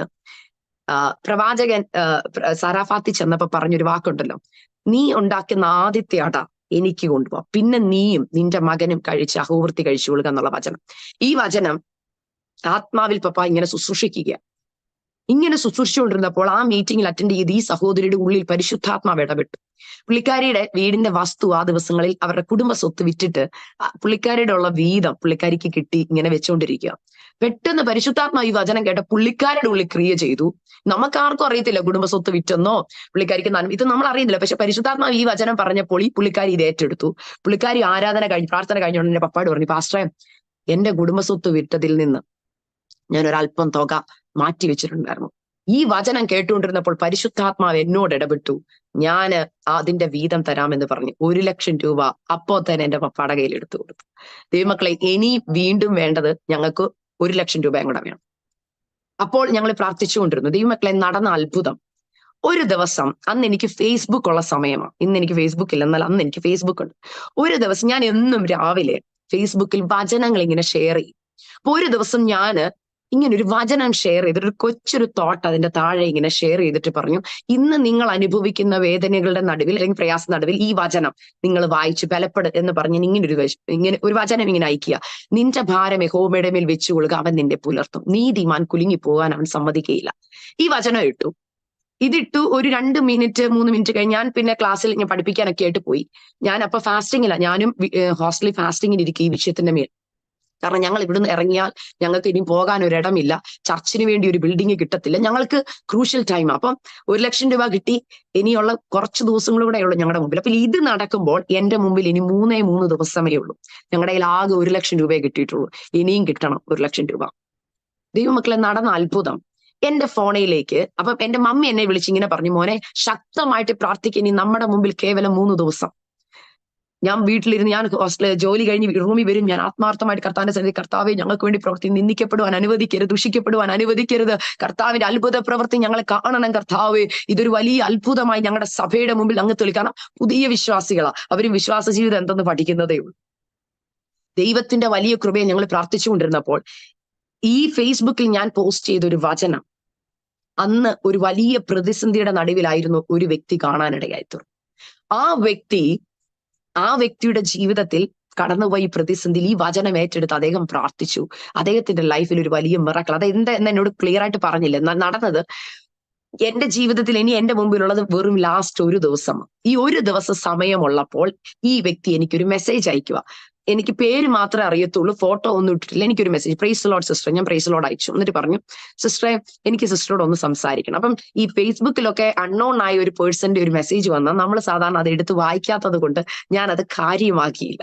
അപ്പോൾ കാര്യമാക്കാതെ വന്നപ്പോൾ ദൈവാത്മാവ് അന്ന് രാത്രി ഞാൻ ഇങ്ങനെ കിടക്കുമ്പോൾ എന്നോട് ദൈവാത്മാവ് ഇങ്ങനെ ശക്തമായിട്ട് ഈ വിഷയത്തിന് വേണ്ടി എഴുന്നേറ്റിരുന്ന് പ്രാർത്ഥിക്കാൻ ഒരു നിയോഗം തരും. അപ്പൊ എന്റെ മുമ്പിൽ ഇനി കേവലം 24 മണിക്കൂറേ ഉള്ളൂ. അപ്പൊ എന്റെ പപ്പ വിളിച്ചിട്ട് പറയും, മോളെ ഒരു വഴിയില്ല, ഒരു രീതിയും ഇല്ല, ഇനി നമ്മുടെ മുമ്പിൽ 24 കഷ്ടം. അപ്പൊ മമ്മി പറയുന്നത്, മോനെ കർത്താവ് പ്രവർത്തിക്കും, നീ വിശ്വാസത്തോട് പ്രാർത്ഥിക്കുക. ആ 24 മണിക്കൂറിന്റെ സമയത്തിരുന്ന് പ്രാർത്ഥിക്കുമ്പോഴാണ് ഇത് നടക്കുന്നത്. ഈ വ്യക്തി ഞാൻ രാത്രി ഇരുന്ന് പ്രാർത്ഥിച്ചുകൊണ്ടിരിക്കുമ്പോൾ എന്റെ ഫോൺ റിങ് ചെയ്തുകൊണ്ടിരുന്നപ്പോൾ ഞാൻ എടുത്തു ഫോൺ നോക്കിയപ്പോൾ മെസ്സഞ്ചറിലാ കോൾ വരുന്നത്, ഫേസ്ബുക്കിലും കോൾ വരിക. ഞാൻ കോൾ എടുത്തു, ഞാൻ ചോദിച്ചു പ്രൈസ് ലോർഡ് ആരാ? അപ്പൊ ഇങ്ങനെ ചോദിച്ചു, പറഞ്ഞു സിസ്റ്ററെ ഞാൻ ഇത് സംസാരിക്കുന്ന സിസ്റ്ററോട് കുറെ ദിവസമായിട്ട് ഞാൻ കണക്ട് ചെയ്യാൻ നോക്കിയിട്ട് സിസ്റ്റർ എടുക്കുന്നില്ല, കോൾ മെസ്സേജ് അയക്കുന്ന റിപ്ലൈ ചെയ്യുന്നില്ല. ഞാൻ പറഞ്ഞു എനിക്ക് അറിയാത്തത് കൊണ്ടാ. അപ്പൊ പറഞ്ഞു സിസ്റ്ററെ ഒരു അത്യാവശ്യ കാര്യം പറയാൻ വേണ്ടിയാ. ഞാൻ എന്റെ ജീവിതത്തിന്റെ ഒരു വലിയ പ്രതിസന്ധി ഘട്ടത്തിൽ ജോലി സംബന്ധമായി ഭാരപ്പെട്ട് ഒരു വലിയ വിഷയത്തിന്റെ നടുവിൽ ഇരുന്നപ്പോൾ അന്ന് രാവിലെ ഞാൻ പറഞ്ഞു, കർത്താവേ അങ്ങ് എന്നോടൊന്ന് സംസാരിക്കുക, എനിക്കൊരു കാര്യത്തിൽ കൺഫർമേഷൻ വേണം. ഞാൻ പ്രാർത്ഥിച്ചുകൊണ്ട് ഫേസ്ബുക്ക് ഓപ്പൺ ചെയ്തപ്പോഴാണ് സിസ്റ്ററുടെ ആ മെസ്സേജ് കാണുന്നത്. ഹല്ലേലൂയ, നീ ഏത് വിഷയത്തിന്മേൽ ഭാരപ്പെടുന്നോ ഇന്ന് ഈ വചനം ഏറ്റെടുത്ത് നീ പ്രാർത്ഥിക്കും, നിന്റെ ജീവിതത്തിൽ വിടുതൽ നടക്കും. ഞാൻ ആ വചനം ഏറ്റെടുത്തു സിസ്റ്ററെ പറഞ്ഞ് ഞാൻ ആ വചനം ഏറ്റെടുത്ത് പ്രാർത്ഥിച്ചുകൊണ്ടിരുന്നപ്പോൾ എന്റെ ഫോണിലേക്ക് കോൾ വന്നു. ഞാൻ ഭാരപ്പെട്ടിരുന്ന ആ ഭാരത്തെ ദൈവം ഏറ്റെടുത്തു എന്ന് പറഞ്ഞു. ഇത് പറഞ്ഞിട്ട് അദ്ദേഹം പറഞ്ഞു, അന്ന് രാത്രി ഞാൻ തിരിച്ചു വന്നിരുന്ന് പ്രാർത്ഥിക്കുമ്പോൾ അന്ന് അവരുടെ ചർച്ചിൽ ഉപവാസ പ്രാർത്ഥന നടക്കുകയാണ്. ഉപവാസ പ്രാർത്ഥന ഞാൻ പോയി സംബന്ധിച്ചപ്പോൾ അന്ന് കർത്താവിന്റെ ദാസൻ പാസ്റ്റർ ബാബു ചെറിയാനാണ് അവരുടെ ചർച്ചിൽ മെസ്സേജ് കൊടുക്കാൻ വന്നത്. ബാബു ചെറിയാൻ പാസ്റ്റർ മെസ്സേജ് കൊടുത്തുകൊണ്ടിരുന്നപ്പോൾ ഈ വ്യക്തിയോട് പരിശുദ്ധാത്മാവ് ഇടപെട്ടിട്ട് പറഞ്ഞു, നിന്റെ മുമ്പിൽ ഞാൻ ഒരു വ്യക്തിയെ കാണിച്ചു തരും. ഈ വ്യക്തിയോട് അന്ന് രാത്രി ബാബുചെറിയൻ പാസ്റ്റർ മെസ്സേജ് കഴിഞ്ഞ് അതേ ഇരുന്ന് പ്രാർത്ഥിക്കുമ്പോൾ കിട്ടുന്ന അന്ന് ബാബുചെറിയൻ പാസ്റ്റർ മെസ്സേജ് കൊടുത്ത വിഷയം ഇതായിരുന്നു, നീ ചെയ്യുവാനുള്ളത് എത്രയും പെട്ടെന്ന് ചെയ്യണം. ഇതാണ് മെസ്സേജ്, വാക്യം ഇതാ. അപ്പൊ പെട്ടെന്ന് ഈ ദൈവദാസനോട് ഇടപെട്ടു. അപ്പൊ ഈ വചനം കേട്ട വ്യക്തി തിരിച്ചു വീട്ടിൽ വന്നിരുന്നു, റൂമിൽ വന്നിരുന്ന് അദ്ദേഹം പ്രാർത്ഥിച്ചുകൊണ്ടിരുന്നപ്പോൾ അദ്ദേഹത്തിന്റെ മുമ്പിൽ എന്റെ പേര് തെളിഞ്ഞു. അപ്പോൾ അദ്ദേഹം എന്നെ വിളിച്ചിട്ട് പറഞ്ഞു, സിസ്റ്ററെ ഞാനൊരു വിഷയത്തിൽ എനിക്കൊരു വിടുതൽ കിട്ടി. അപ്പൊ ഞാൻ ഇങ്ങനെ പ്രാർത്ഥിച്ചപ്പോൾ പെട്ടെന്ന് പരിശുദ്ധാത്മ സിസ്റ്ററുടെ പേര് വെളിപ്പെട്ടു. അതുകൊണ്ടാണ് ഞാൻ സിസ്റ്റർ മെസ്സേജ്, എനിക്ക് സിസ്റ്റർ മുൻ പരിചയമില്ല, എന്നാൽ എന്റെ ജീവിതത്തിൽ ഒരു വലിയ വിടുതലാണ്. പരിശുദ്ധാത്മ സിസ്റ്ററുടെ പേര് തന്നിട്ട് പറഞ്ഞു സിസ്റ്ററെ കോണ്ടാക്ട്, അതുകൊണ്ട് ഞാൻ വിളിക്കുന്നത്. എന്നോട് ചോദിച്ചു, ഇപ്പോൾ സിസ്റ്റർ ഏതെങ്കിലും വിഷയത്തിൽ ഭാരപ്പെടുന്നുണ്ടോ എന്ന് ചോദിച്ചു. അപ്പൊ ഞാൻ വിഷയം പറഞ്ഞില്ല, ഞാൻ പറഞ്ഞു ഉണ്ട്, എനിക്ക് നിങ്ങളുടെ പ്രാർത്ഥന വേണം. എന്തായാലും ബ്രദറിന്റെ വിഷയം നടന്നല്ലോ, ഞങ്ങളെ ഇനി പ്രാർത്ഥനയെ സപ്പോർട്ട്, ഞങ്ങൾ ഒരു വിഷയത്തിന് നടുവിൽ ഭാരത്തിലാന്ന് പറഞ്ഞു. എടുത്ത് വായിക്കാൻ അദ്ദേഹം ചോദിക്കുക, സാമ്പത്തികപരമായ എന്തെങ്കിലും ആണോ എന്ന് ചോദിച്ചു. ഞാനപ്പം മടിച്ചു. ഞാൻ ഒരു കർത്താവ് അറിയാത്ത ഒരാളെ നമുക്കറിയാത്ത ഒരാളോട് എങ്ങനെ നമ്മുടെ വിഷയം പറയുന്നത്? ഞാൻ പറഞ്ഞു ഞങ്ങളുടെ പേഴ്സണൽ അല്ല, പക്ഷെ സഭ റിലേറ്റഡ് ആയിട്ട് ഒരു സാമ്പത്തിക വിഷയമാണ്, അതുകൊണ്ട് പ്രാർത്ഥിക്കണം. അപ്പൊ അദ്ദേഹം പെട്ടെന്ന് ചോദിച്ചു, സിസ്റ്ററുടെ അക്കൗണ്ട് നമ്പർ തരും. ഞാനപ്പം എനിക്കുള്ളത് സാലറി ഇടുന്ന അക്കൗണ്ടാണ്. ഞാൻ പറഞ്ഞു എനിക്കിത് അറിയത്തില്ല, ഇത് വല്ലോ സ്പാം ആണോ, നമുക്ക് അറിയാത്തതുകൊണ്ട് ഞാൻ പറഞ്ഞു പപ്പാടെ അക്കൗണ്ട് നമ്പർ തരാമെന്ന് പറഞ്ഞു. എന്നിട്ട് എന്റെ പപ്പാടെ അക്കൗണ്ട് നമ്പർ കൊടുത്തു. ദൈവമക്കളെ കിടന്നുറങ്ങി പിറ്റേ ദിവസം രാവിലെ 10 മണിയാണ് ഞങ്ങളുടെ മുമ്പിലെ സമയം. ഇത് നടക്കുന്നത് രാത്രി 1:30 ഈ കോള് നടക്കുന്നത്. രാവിലെ അപ്പൊ ഇദ്ദേഹം എത്ര രൂപ ഇടുമെന്ന് ഇതൊന്നും നമുക്കറിയത്തില്ല. രാവിലെ 10:30 ആയപ്പോ ഞാൻ പപ്പായോട് 10 മണി കഴിയുമ്പോൾ നമുക്ക് ആ ഓണറിന്റെ അടുക്ക ചെന്നാൽ 2 ലക്ഷം രൂപ കൊടുക്കണം. അപ്പൊ ഞാൻ പപ്പായോട് പറഞ്ഞു, പപ്പ രാത്രി തന്നെ പപ്പായെ വിളിച്ചു. അപ്പൊ എന്തോ മോനെ? ഞാൻ പറഞ്ഞു, പപ്പ എന്നെ ഇങ്ങനെ ഒരാൾ വിളിച്ചു, ഇങ്ങനെ സംസാരിച്ചു, എനിക്ക് അറിയത്തില്ല, വല്ല തട്ടിപ്പാണോ ഒന്നും നമുക്ക് അറിയത്തില്ല, കാരണം എനിക്ക് ഈ വ്യക്തി അറിയത്തില്ല. പക്ഷേ പപ്പ രാവിലെ ബാങ്കിൽ ഒന്ന് പോയി നോക്കണം. പപ്പ പറഞ്ഞു ഓക്കെ മോനെ രാവിലെ പോവാം. അദ്ദേഹം പപ്പ രാവിലെ ബാങ്കിൽ പോയി. എനിക്ക് 10:15 എന്റെ ഫോണിലേക്ക് ഒരു കോൾ വരും. ഞാൻ രാവിലെ പഠിപ്പിക്കാൻ പോയില്ല, കാരണം എനിക്ക് ഈ വിഷയം നിൽക്കുന്നത് കൊണ്ട് എന്തായെന്ന് അറിയാൻ ഒരു ഇതുള്ളതുകൊണ്ട് ഞാൻ വേറൊരു ടീച്ചറിനോട് പറഞ്ഞു ക്ലാസ് എടുക്കുക. ഞാൻ സ്റ്റാഫ് റൂമിൽ ഇരുന്ന് പ്രാർത്ഥിച്ചുകൊണ്ടിരിക്കുമ്പോൾ പെട്ടെന്ന് എന്റെ ഫോണിൽ കോൾ വരുന്നു. ഞാൻ പെട്ടെന്ന് ലൈബ്രറിയിൽ പോയി കോൾ അറ്റൻഡ് ചെയ്യുമ്പോൾ ഇങ്ങനെയാണ് അതിന്റെ മറുതലേ പപ്പ പറഞ്ഞു, മോനെ 1 ലക്ഷം രൂപ എന്റെ അക്കൗണ്ടിൽ വന്നിട്ടുണ്ട്, ഇത് ആരാ ഇട്ടത്? ഞാൻ പറഞ്ഞു, പപ്പ സത്യസന്ധമായി പറഞ്ഞാൽ എനിക്കൊരു പേര് മാത്രമേ അറിയത്തുള്ളൂ, ആ വ്യക്തി ആരെന്ന് എനിക്കറിയാം, ഇതിനു മുമ്പ് എനിക്ക് അറിയത്തില്ല. അത് കഴിഞ്ഞുകൊണ്ട് ഞാൻ പെട്ടെന്ന് ഈ വ്യക്തിക്ക് മെസ്സേജ് ഇട്ട് ചോദിച്ചു, പ്രൈസ് ലോർഡ് ബ്രദറെ, എനിക്ക് ഇങ്ങനെ അക്കൗണ്ടിലേക്ക് 1 ലക്ഷം രൂപ വന്നു, ഇതെന്താ കാര്യം എന്ന് ചോദിച്ചു. അപ്പൊ അദ്ദേഹം പറഞ്ഞ ഒരു കാര്യം, സിസ്റ്ററെ കഴിഞ്ഞ ചില വർഷങ്ങളായി എന്റെ ഒരു വലിയ സാമ്പത്തിക നന്മ ബ്ലോക്ക് ആയി കിടക്കുകയായിരുന്നു. അന്ന് എനിക്കത് റിലീസായി കിട്ടിയില്ലെങ്കിൽ വളരെ വിഷമം. അപ്പോഴാണ് സിസ്റ്ററുടെ രാവിലത്തെ ആ മെസ്സേജ് എനിക്ക് കൺഫർമേഷൻ ആയിട്ട് വന്നത്.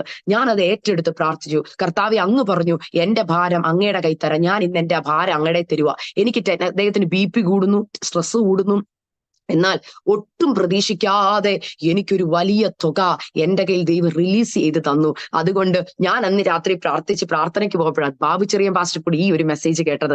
എനിക്ക് വേറെ ആർക്ക് തരണോന്ന് അറിയത്തില്ല, പരിശുദ്ധാത്മാവ് സിസ്റ്ററുടെ പേര് എനിക്ക് വെളിപ്പെടുത്തി തന്നു. അതുകൊണ്ട് ഞാൻ ഓർത്തത് നിങ്ങൾക്ക്. അപ്പോഴാണ് ഞാൻ കാരണം പറയുന്നത്, ഇങ്ങനെ ഇന്ന് രാവിലെ 10 മണിക്ക് ഞങ്ങൾക്ക് 2 ലക്ഷം രൂപ വേണമായിരുന്നു. അതുകൊണ്ടാണ് ഞാൻ ഈ വിഷയം ബ്രദറിനോട് പറഞ്ഞത്, ഇങ്ങനെ ഞങ്ങളുടെ ചർച്ചിന്റെ ഒരു വിഷയമാണെന്ന്. ദൈവമക്കളെ, അന്ന് എനിക്കൊരു കാര്യം മനസ്സിലായി, വളരെ ഒരു അത്ഭുതം. ഞങ്ങളുടെ സഭയ്ക്ക് മൊത്തം ഇതൊരു വലിയ അത്ഭുതമായിട്ട് ഫീൽ ചെയ്ത്. കാരണം 24 മണിക്കൂർ കൊണ്ട് ദൈവം ഒരു അത്ഭുതത്തെ ഞങ്ങളുടെ മുമ്പിൽ ചെയ്തു. അതും എനിക്ക് ഇന്നും ആ മനുഷ്യൻ എവിടെ നിന്നുള്ള ആളാണെന്നോ, അത് കഴിഞ്ഞു ഞങ്ങൾ തമ്മിൽ സംസാരിച്ചതിന് ശേഷം ഞങ്ങൾ തമ്മിൽ കോൺടാക്റ്റും ചെയ്തിട്ടില്ല. എനിക്ക് ആ വ്യക്തി ആരെന്ന് അറിയത്തില്ല. ഞാൻ പല ദൈവദാസന്മാരും എന്റെ മമ്മിയൊക്കെ പണ്ട് പണ്ട് അനുഭവങ്ങൾ പറഞ്ഞു കേട്ടിട്ടുണ്ട്. എന്റെ മമ്മിയുടെ ജീവിതത്തിൽ ദൈവം ഒരുപാട് അത്ഭുതങ്ങളും അടയാളങ്ങളും മമ്മിയുടെ പേര് വെളിപ്പെടുത്തി കൊടുത്ത് ചില സാമ്പത്തിക നന്മകൾ ഹല്ലേലൂയ ഞങ്ങളുടെ വീട്ടിൽ വന്നിട്ടുണ്ട്. ചിലര് ഞങ്ങൾക്ക് അൺനോൺ ആയിട്ട് നന്മകൾ അയച്ചിട്ടുണ്ട്. എന്റെ ഹോസ്റ്റലിൽ ഒരിക്കൽ എനിക്ക് ഒരു എക്സാം ഫീസ് അടയ്ക്കണം, 3200 രൂപ വേണം. എനിക്ക് ആ ഫീസ് അടയ്ക്കാൻ പൈസ ഇല്ലാതെ ഞാൻ ഭാരപ്പെടുമ്പോൾ പിറ്റേ ദിവസം ഫീസ് അടയ്ക്കാൻ എനിക്ക് സമയം വേണമെന്ന് പറയാൻ ഞാൻ എന്റെ കോളേജിലെ സാറിന്റെ അടുത്ത്, നമ്മുടെ കാർഡ് സാറിന്റെ കയ്യിലാണ് കൊടുക്കുന്നത്. എല്ലാവരുടെയും നമുക്ക് അന്ന് കോളേജിൽ നിന്ന് പുറത്തു പോകാൻ പെർമിഷൻ ഇല്ലാത്തതുകൊണ്ട് ഞങ്ങളുടെ അക്കൗണ്ടിൽ നിൽക്കുന്ന സാറാണ് പൈസ എടുക്കുന്നത്. ആ സാറ് പിറ്റേ ദിവസം ഞാൻ ലൈനിൽ നിന്നിട്ട് സാറേ എനിക്കൊരു അല്പ സമയം തരണമെന്ന് പറയാൻ ചെന്നപ്പോൾ പറഞ്ഞു അക്സയുടെ അക്കൗണ്ടിൽ പൈസ വന്നിട്ടുണ്ടായിരുന്നു, ഞാൻ എടുത്തെന്ന്. ഞാൻ പെട്ടെന്ന് എന്റെ പപ്പായെ വിളിച്ചു ചോദിച്ചു, പപ്പ 3200 രൂപ ഇട്ടിട്ടുണ്ടോ? പപ്പ പറഞ്ഞു ഇല്ല. ഞാൻ പറഞ്ഞു പപ്പ പക്ഷെ എന്റെ പൈസ ആരോ അടച്ചു. ആരാ പൈസ ഇട്ടത്? ഞങ്ങൾക്ക് അറിയാവുന്നവരോടൊക്കെ ഞങ്ങൾ വിളിച്ചു ചോദിച്ചു, അവരാരും പൈസ ഇട്ടിട്ടില്ല. ഇന്നും എനിക്കറിയത്തില്ല എന്റെ അക്കൗണ്ടിൽ എങ്ങനെ 3200 രൂപ വന്നെന്ന്. ദൈവമക്കളെ, ഞാൻ ഇതൊക്കെ പറയുന്നതിന്റെ സാരം ഇതൊക്കെ അനുഭവിച്ചറിഞ്ഞത് കൊണ്ട് പറയുക, നാളെ ഈ നേരത്ത് അത്ഭുതം പ്രവർത്തിക്കുന്നു പറഞ്ഞാൽ നമ്മുടെ ഉടയവനെ അങ്ങ് വിശ്വസിച്ചോണം. ഞാൻ എന്റെ മമ്മി എപ്പോഴും പറയും, കർത്താവിന്റെ കാലയിൽ അങ്ങ് കെട്ടിപ്പിടിച്ചോണം. അപ്പാ അങ്ങ് എന്റെ അപ്പനാ, എന്റെ തലമുറയ്ക്ക് വേണ്ടി കരുതാൻ, എന്റെ ജീവിതത്തിന്റെ ഈ വിഷയത്തിന്റെ നടുവിൽ കരുതാൻ, ജോലിക്ക് വേണ്ടി കരുതാൻ, വിഷയങ്ങളുടെ നടുവിൽ ഇറങ്ങി വരുവാൻ അപ്പ അങ്ങ് മാത്രമേ ഉള്ളൂ. ഇന്ന് ഈ വചനത്തിന് മുമ്പ് ഞാൻ എന്നെ സമർപ്പിക്കുകയാ. നാളെ ഈ നേരത്ത് എന്റെ ജീവിതത്തിൽ ഞാൻ അനുഭവിക്കുന്ന കഷ്ടതയിൽ അങ്ങയുടെ അത്ഭുത പ്രവൃത്തിയെ ഞാൻ കാണും. ഇത് നിങ്ങൾക്കൊന്ന് ഏറ്റെടുക്കാമോ ദൈവമക്കളെ? എത്രയോ ടെസ്റ്റിമണി എനിക്ക് പറയാനുണ്ടെന്നറിയാമോ? തക്ക സമയത്ത് പ്രവർത്തിക്കുന്ന ദൈവം, ഹല്ലേലൂയ, അരുളി ചെയ്തതുപോലെ പ്രവർത്തിക്കുന്ന ദൈവം, ഹല്ലേലൂയ. ഞാൻ പറഞ്ഞല്ലോ എന്റെ ജീവിതത്തിലെ ഒരു അനുഭവം, ഞാൻ എന്റെ വിവാഹം പറഞ്ഞല്ലോ 2016 എന്നോട് ഞാൻ നവംബർ മാസത്തിൽ കേൾക്കുന്ന ദൈവശബ്ദം ഒരു ദൈവദാസനെ കൂടെ, നിന്റെ വിവാഹം ഡിസംബർ 31 ഇപ്പുറം നടക്കുമെന്ന്. ഞാൻ നിങ്ങളോട് പറഞ്ഞതാ എന്റെ ടെസ്റ്റിമണി. അപ്പൊ ഞാൻ കർത്താവിനോട് ചോദിക്കുക, കർത്താവേ കേവലം ഇനി 1 മാസം എന്റെ മുമ്പിൽ, ഈ 1 മാസം കൊണ്ടൊക്കെ ഒരു കല്യാണം നടക്കുമോ? ചെറുക്കൻ വന്നിട്ടില്ല, കണ്ടിട്ടില്ല, ഏതാ ചെറുക്കൻ എന്നറിയത്തില്ല, 1 മാസം കൊണ്ട് കല്യാണം നടക്കുമോ? അതും ഞാൻ പറഞ്ഞു നിങ്ങളോട്, മോദി 500ന്റെ 1000ന്റെ നോട്ട് റദ്ദാക്കിയ സമയം, എനിക്ക് 2 മാസത്തെ സാലറി കിട്ടാതിരിക്കുന്ന സമയം, വാടക പെൻഡിങ്, അനീതിമാരുടെ ഫീസ് പെൻഡിങ്, വീട്ടിൽ ഒരു സാധനവും മേടിച്ചിട്ടില്ല. ഈ ഒരു സാഹചര്യത്തിലാ ദൈവാത്മാവ് ദൂത് പറയുന്നത്, മോളെ നിന്റെ വിവാഹം ഡിസംബർ 31 ഇപ്പുറം നടക്കും. എനിക്ക് വിശ്വസിക്കാൻ പറ്റാത്തൊരു പ്രവചനമായിരുന്നു. എന്നാൽ ദൈവമക്കളെ, അന്ന് തൊട്ട് ഞാൻ ആ വചനം ഏറ്റെടുത്ത് പ്രാർത്ഥിച്ചു, കർത്താവേ അങ്ങാണ് പറഞ്ഞതെങ്കിൽ അങ്ങയ്ക്ക് ചെയ്യാൻ കഴിഞ്ഞ. ഞാൻ പറഞ്ഞില്ല, എന്നോട് പറഞ്ഞ വാഗ്ദത്ത വചനം ഇതായിരുന്നു, ഞാൻ കിഴക്ക് നിന്നൊരു റാഞ്ചൻ പക്ഷിയെ, ദൂരദേശത്ത് നിന്ന് എന്റെ ആലോചന അനുഷ്ഠിക്കുന്ന പുരുഷനെ തന്നെ വിളിക്കുന്നു. ഞാൻ അപ്പൊ ഈ വചനം വെച്ച് പറഞ്ഞു, കർത്താവെ അങ്ങ് പറഞ്ഞു വിളിക്കുന്നു എന്ന്. അങ്ങ് വിളിക്കുക കർത്താവേ, എനിക്കുള്ള ആളെ അങ്ങ് വിളിക്കുക കർത്താവേ, ഇവിടെ കൊണ്ടുപോവാ കർത്താവേ, എന്റെ മുമ്പിൽ നിർത്തുക കർത്താവേ. എന്റെ പ്രാർത്ഥന രീതി ഇങ്ങനെയായിരുന്നു. അപ്പ അങ്ങ് വിളിച്ചാലേ പുള്ളി എഴുന്നേക്കത്തുള്ളൂ, ആൾക്കാർ വിളിച്ചാൽ എഴുന്നേക്കത്തില്ല. അപ്പ അങ്ങ് വിളിക്കണം, അങ്ങ് തട്ടി ഉണർത്ത്, വരാൻ പറ. ആരാന്ന് എനിക്കറിയത്തില്ല, എന്നെ ആരുടെ വാര്യലിൽ നിന്നാണോ എടുത്തേ ആ വ്യക്തിയെ എന്റെ മുമ്പിൽ കൊണ്ട് നിർത്തുക കർത്താവേ. 1 മാസത്തോളം ഉപവസിച്ച് പ്രാർത്ഥിച്ചു. ദൈവമക്കളെ, എന്നോട് പറഞ്ഞ സമയം 60 ദിവസം അല്ലെ, നവംബർ ആദ്യ ആഴ്ച ഞാൻ വചനം കേൾക്കുമ്പോൾ, വാഗ്ദത്തം കേൾക്കുമ്പോൾ, ഇനി എന്റെ മുമ്പിൽ കേവലം 55-56 ദിവസമേ ഉള്ളൂ. 56 ദിവസം കൊണ്ട് ഒരു വിവാഹം നടക്കുമോ എന്ന് ഞാൻ ചോദിച്ചപ്പോ കർത്താവ് പറയാ, നടത്തി കാണിക്കാം. എന്നെ വന്ന് ഞങ്ങള് നവംബർ 19-ാം തീയതി പെണ്ണ് കണ്ടു, നവംബർ 22-ാം തീയതി വിവാഹം ഉറപ്പിച്ചു, നവംബർ 30-ാം തീയതി എൻഗേജ്മെന്റ്, ഡിസംബർ 1-ാം തീയതി കല്യാണം. ഹല്ലേലൂയ. ഒരു സാമ്പത്തികം കയ്യിലില്ല. ഞാൻ നിങ്ങളോട് ആ ടെസ്റ്റിമണി പറഞ്ഞത് കൊണ്ട് വീണ്ടും റിപ്പീറ്റ് ചെയ്യുന്നില്ല. സാലറി കിട്ടിയിട്ടില്ല, വീടിന്റെ വാടക കൊടുത്തിട്ടില്ല, ഹല്ലേലൂയ, അനീതിമാരുടെ ഫീസ് അടച്ചിട്ടില്ല, വീട്ടിൽ സാധനം പോലും ഇല്ലാത്ത സാഹചര്യത്തിലാ എന്റെ ജീവിതത്തിൽ എന്റെ വിവാഹം നടന്നത്. ആ വിവാഹം നടന്ന സമയങ്ങളിൽ ഞാൻ തിരിഞ്ഞ് പലപ്പോഴും എന്റെ വീഡിയോ ഒക്കെ ഇരുന്ന് കാണുമ്പോൾ ഓർക്കും, കർത്താവേ ഒരിക്കൽ പോലും ഞാൻ ചിന്തിച്ചില്ല എനിക്ക് ഇത്രയും മനോഹരമായ ഒരു വിവാഹം നടക്കുമെന്ന്. ഒരിക്കൽ പോലും ചിന്തിച്ചില്ല ഒന്നുമില്ലായ്മയിൽ എന്റെ വിവാഹം നടക്കുമെന്ന്. കർത്താവ് പറയുക, വല്ലതും ഉണ്ടായിട്ടാ നിന്റെ വിവാഹം നടന്നിരുന്നെങ്കിൽ എനിക്ക് മഹത്വം ലഭിക്കത്തില്ല അക്സ. അതുകൊണ്ടാണ് നിന്റെ ജീവിതത്തിൽ ഞാൻ എല്ലാത്തിനും നിർത്തിവെച്ചത്, സാലറി നിർത്തിയത്. ഹല്ലേലൂയ. മോദിയെ കൊണ്ട് 500ന്റെ 1000ത്തിന്റെ നോട്ട് നിന്റെ ജീവിതത്തിൽ വാഗ്ദത്തം, ഞാൻ വാഗ്ദത്തം കേൾക്കുകയും പിറ്റേ ദിവസം രാവിലെ പത്രത്തിൽ വരുന്ന വാർത്ത ചെയ്ത് 1000ന്റെ 500ന്റെ നോട്ട് റദ്ദാക്കിയെന്ന്. ഞാൻ അപ്പൊ തന്നെ മനസ്സിലാക്കി, കർത്താവിന്റെ പ്രവൃത്തി ചെയ്യാൻ കർത്താവ് മുമ്പും പിൻപും അങ്ങ് അടയ്ക്കും. കർത്താവ് ചിലത് അടച്ചാൽ ഓർത്തോണം, മുകളിൽ നിന്നേ വഴിയുള്ളൂ. ഈ ശമരിയ പട്ടണത്തിന്റെ മുൻപും പിൻപും മുൻപും വശങ്ങളും അടച്ചത് എന്തിനാണെന്നറിയോ? ആകാശത്തിന്റെ കിളിവാതിൽ തുറന്ന് ചില വിടുതലുകൾ ശമരിയ പട്ടണത്തെ അറിയിക്കേണ്ടതിന് ദൈവം മുൻപും പിൻപും എല്ലാം അടച്ചു, ചുറ്റുമടച്ചു. കർത്താവ് പറയുക, ആകാശത്തിന്റെ കിളിവാതിൽ മാത്രമേ നിനക്ക് നോക്കാനുള്ളൂ. നീ മുകളിലേക്ക് നോക്ക്, നിനക്കുള്ള പ്രൊവിഷൻസ് ഞാൻ അവിടെ നിന്നാ തരുന്നത്. ഹല്ലേലൂയ. ഇന്ന് ഈ വചനം കേൾക്കുന്ന, സാമ്പത്തികമായി ബുദ്ധിമുട്ട് അനുഭവിക്കുന്ന, നാളെയെക്കുറിച്ച് പ്രതീക്ഷയില്ലാത്ത ചിലരോട് പറയുക, മുൻപും പിൻപും അടഞ്ഞാണോ ഇരിക്കുന്നത്? തലമുറയുടെ മുമ്പിൽ പിൻപും മുമ്പും എല്ലാം കർത്താവ് അടച്ചോ? കർത്താവ് പറയുക, മുകളിൽ മാത്രമേ ശരണമുള്ളൂ. ഹല്ലേലൂയ. ഞാൻ എവിടേക്ക് എന്റെ കണ്ണുകളെ ഉയർത്തും? എനിക്ക് സഹായം വരുന്നത് ആകാശത്തെയും ഭൂമിയെയും ഉണ്ടാക്കിയ യഹോവയെങ്കിൽ നിന്ന് വരുന്നു. ഹല്ലേലൂയ. ഇന്ന് പകൽക്കാലം ഈ വചനം ഏറ്റെടുത്തോ ദൈവമക്കളെ? നിങ്ങൾ ഏറ്റെടുത്താൽ ദൈവാത്മാവ് ഇങ്ങനെ പറയുന്നു, നാളെ ഈ നേരത്ത് നിങ്ങൾ കടന്നു പോകുന്ന വിഷയത്തിന്റെ നടുവിൽ ദൈവത്തിന്റെ അത്ഭുത പ്രവൃത്തിയെ നിങ്ങൾ കാണും. എങ്ങനെയാ കർത്താവ് അത്ഭുതം പ്രവർത്തിച്ചെന്നും കൂടെ ഞാൻ വായിച്ച് ഇവിടെ നിർത്തുകയാ. അതിന്റെ 7-ാം അധ്യായം നിങ്ങൾ വായിച്ചു വരുമ്പോൾ ഞാൻ പറഞ്ഞു പോകാം. 4 കുഷ്ഠരോഗികൾ. ഓർക്കണേ, നമ്മൾ പ്രതീക്ഷ വെക്കാത്ത ചിലർ. കുഷ്ഠരോഗികൾ എന്ന് പറയുമ്പോൾ നിങ്ങൾക്കറിയാം, ഒരു പാളയത്തിന് പുറത്താണ്. ഒരിക്കലും തന്റെ ജനത്തിന് അവരെ ഉൾക്കൊള്ളാൻ കഴിയത്തില്ല. ഇവിടെ ശമരിയ പട്ടണത്തിന്റെ വിടുതൽ വിളിച്ചു പറഞ്ഞത് എലീശയാണെങ്കിലും ആ മറുപടി കൊണ്ടുവന്നത് 4 കുഷ്ഠരോഗികളാണ്. ദൈവമക്കളെ, നമുക്ക് പ്രതീക്ഷയുള്ളിടത്തു നല്ല വിടുതൽ വരുന്നത്. ദൈവത്തിന് എത്ര നിസ്സാരമെന്ന് നമ്മൾ കാണുന്നതിനെ എടുത്തുപയോഗിക്കാൻ കഴിയും.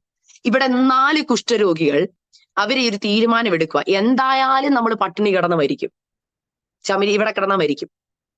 ഒരു കാര്യം ചെയ്യാം, അപ്പറെ നമ്മളെ ഈ വളഞ്ഞിരിക്കുന്ന ആരാം സൈന്യത്തിന്റെ അടുക്ക പോയി വല്ലതും കഴിച്ചിട്ട് മരിക്കാം. എന്തായാലും മരണം ഉറപ്പാം. ഒരു കാര്യം ചെയ്യാം, അങ്ങോട്ട് പോയേക്കാം. അവിടെ പോയി എന്ത് ചെയ്തേക്കാം? വെട്ടുകൊണ്ടാണെങ്കിൽ വെട്ടുകൊണ്ട്, പക്ഷെ വല്ലതും കഴിച്ചിട്ട് മരിക്കാം എന്നുള്ള തീരുമാനത്തിൽ ഇവർ ഇറങ്ങുകയാണ്. എന്നെ ഏറ്റവും കൂടുതൽ ചിന്തിപ്പിച്ചത് അവരുടെ ആ ഒരു ദൃഢധൈര്യമാണ്. നമുക്ക് പോകാം, നമുക്ക് എഴുന്നേക്കാം, നമുക്ക് പോകാം. അങ്ങനെ അവർ തീരുമാനിച്ച് അവര് ആരാം പാളയത്തിലേക്ക് സന്ധ്യാസമയത്ത് പുറപ്പെട്ടു ചെന്നു. അവിടെ ചെല്ലുമ്പോൾ അവിടെ കർത്താവ് ചെയ്ത പ്രവൃത്തി ഇനി നിങ്ങൾ കണ്ട. അതിന്റെ 6-ാം വാക്യത്തിൽ ഇങ്ങനെ പറയുന്നു, കർത്താവ് ആരാമ്യ സൈന്യത്തെ രഥങ്ങളുടെയും കുതിരകളുടെയും മഹാസൈന്യത്തിന്റെ ആരവം കേൾപ്പിച്ചിരുന്നത് കൊണ്ട് അവർ തമ്മിൽ ഇതാ നമ്മുടെ നേരെ വരേണ്ടതിന് ഇസ്രായേൽ രാജാവ് ഹിത്യ രാജാക്കന്മാരെയും ഇസ്രയേൽ രാജാക്കന്മാരെയും നമുക്ക് വിരോധമായി കൂലിക്ക് വാങ്ങിയിരിക്കുന്നു എന്ന് പറഞ്ഞു. അതായത് ആരാം സൈന്യം പാളയത്തിൽ കിടന്നുറങ്ങുമ്പോൾ അവർ വലിയൊരു ആരവം കേൾക്കുക. കുതിരകളുടെയും രഥങ്ങളുടെയും മഹാസൈന്യത്തിന്റെ ആരവം കേൾക്കുകയാ. ഈ ആരവം കേട്ടുകൊണ്ടിരിക്കുമ്പോൾ സംഭവിക്കുന്ന എന്താണെന്നറിയാമോ? ഈ ആരാം സൈന്യം ചിന്തിക്കുക, നമുക്ക് നേരെ ജനം പടവെട്ടി വരുക, ഒരു കാര്യം ചെയ്തേക്കാം, ഇവിടുന്ന് ഓടിപ്പോയേക്കാം. ദൈവമക്കളെ, നിങ്ങൾ രാത്രിയുടെ യാമങ്ങളിൽ വിശ്വാസത്തോടെ വചനം ഏറ്റെടുത്ത് കിടക്കുമ്പോൾ ഉണ്ടല്ലോ, നിങ്ങൾ ഉറങ്ങുകയായിരിക്കാം, എന്നാൽ കർത്താവ് തന്റെ മഹാസൈന്യത്തിന്റെ ശബ്ദത്തെ ചിലരെ കേൾപ്പിക്കും.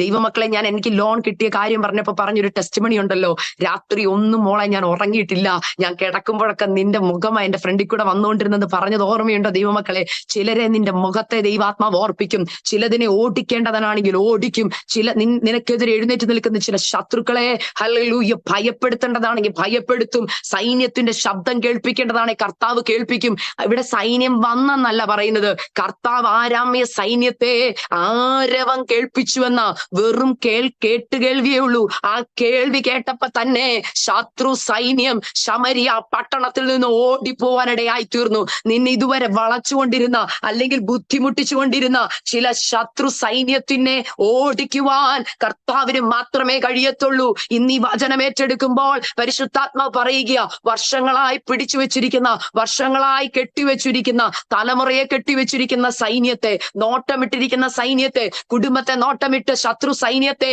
കർത്താവ് തന്റെ ആരവം കേൾപ്പിച്ച് ചില വെളിപ്പാടുകൾ കൊടുത്ത് അല്ലെങ്കിൽ ചില സ്വപ്നങ്ങൾ കൊടുത്ത് ഹല്ലേലൂയ നിങ്ങളെ സ്വാതന്ത്ര്യത്തിലേക്ക് നയിക്കും. ഇന്ന് രാത്രി ഒന്ന് ഏറ്റെടുക്കാമോ വചനം?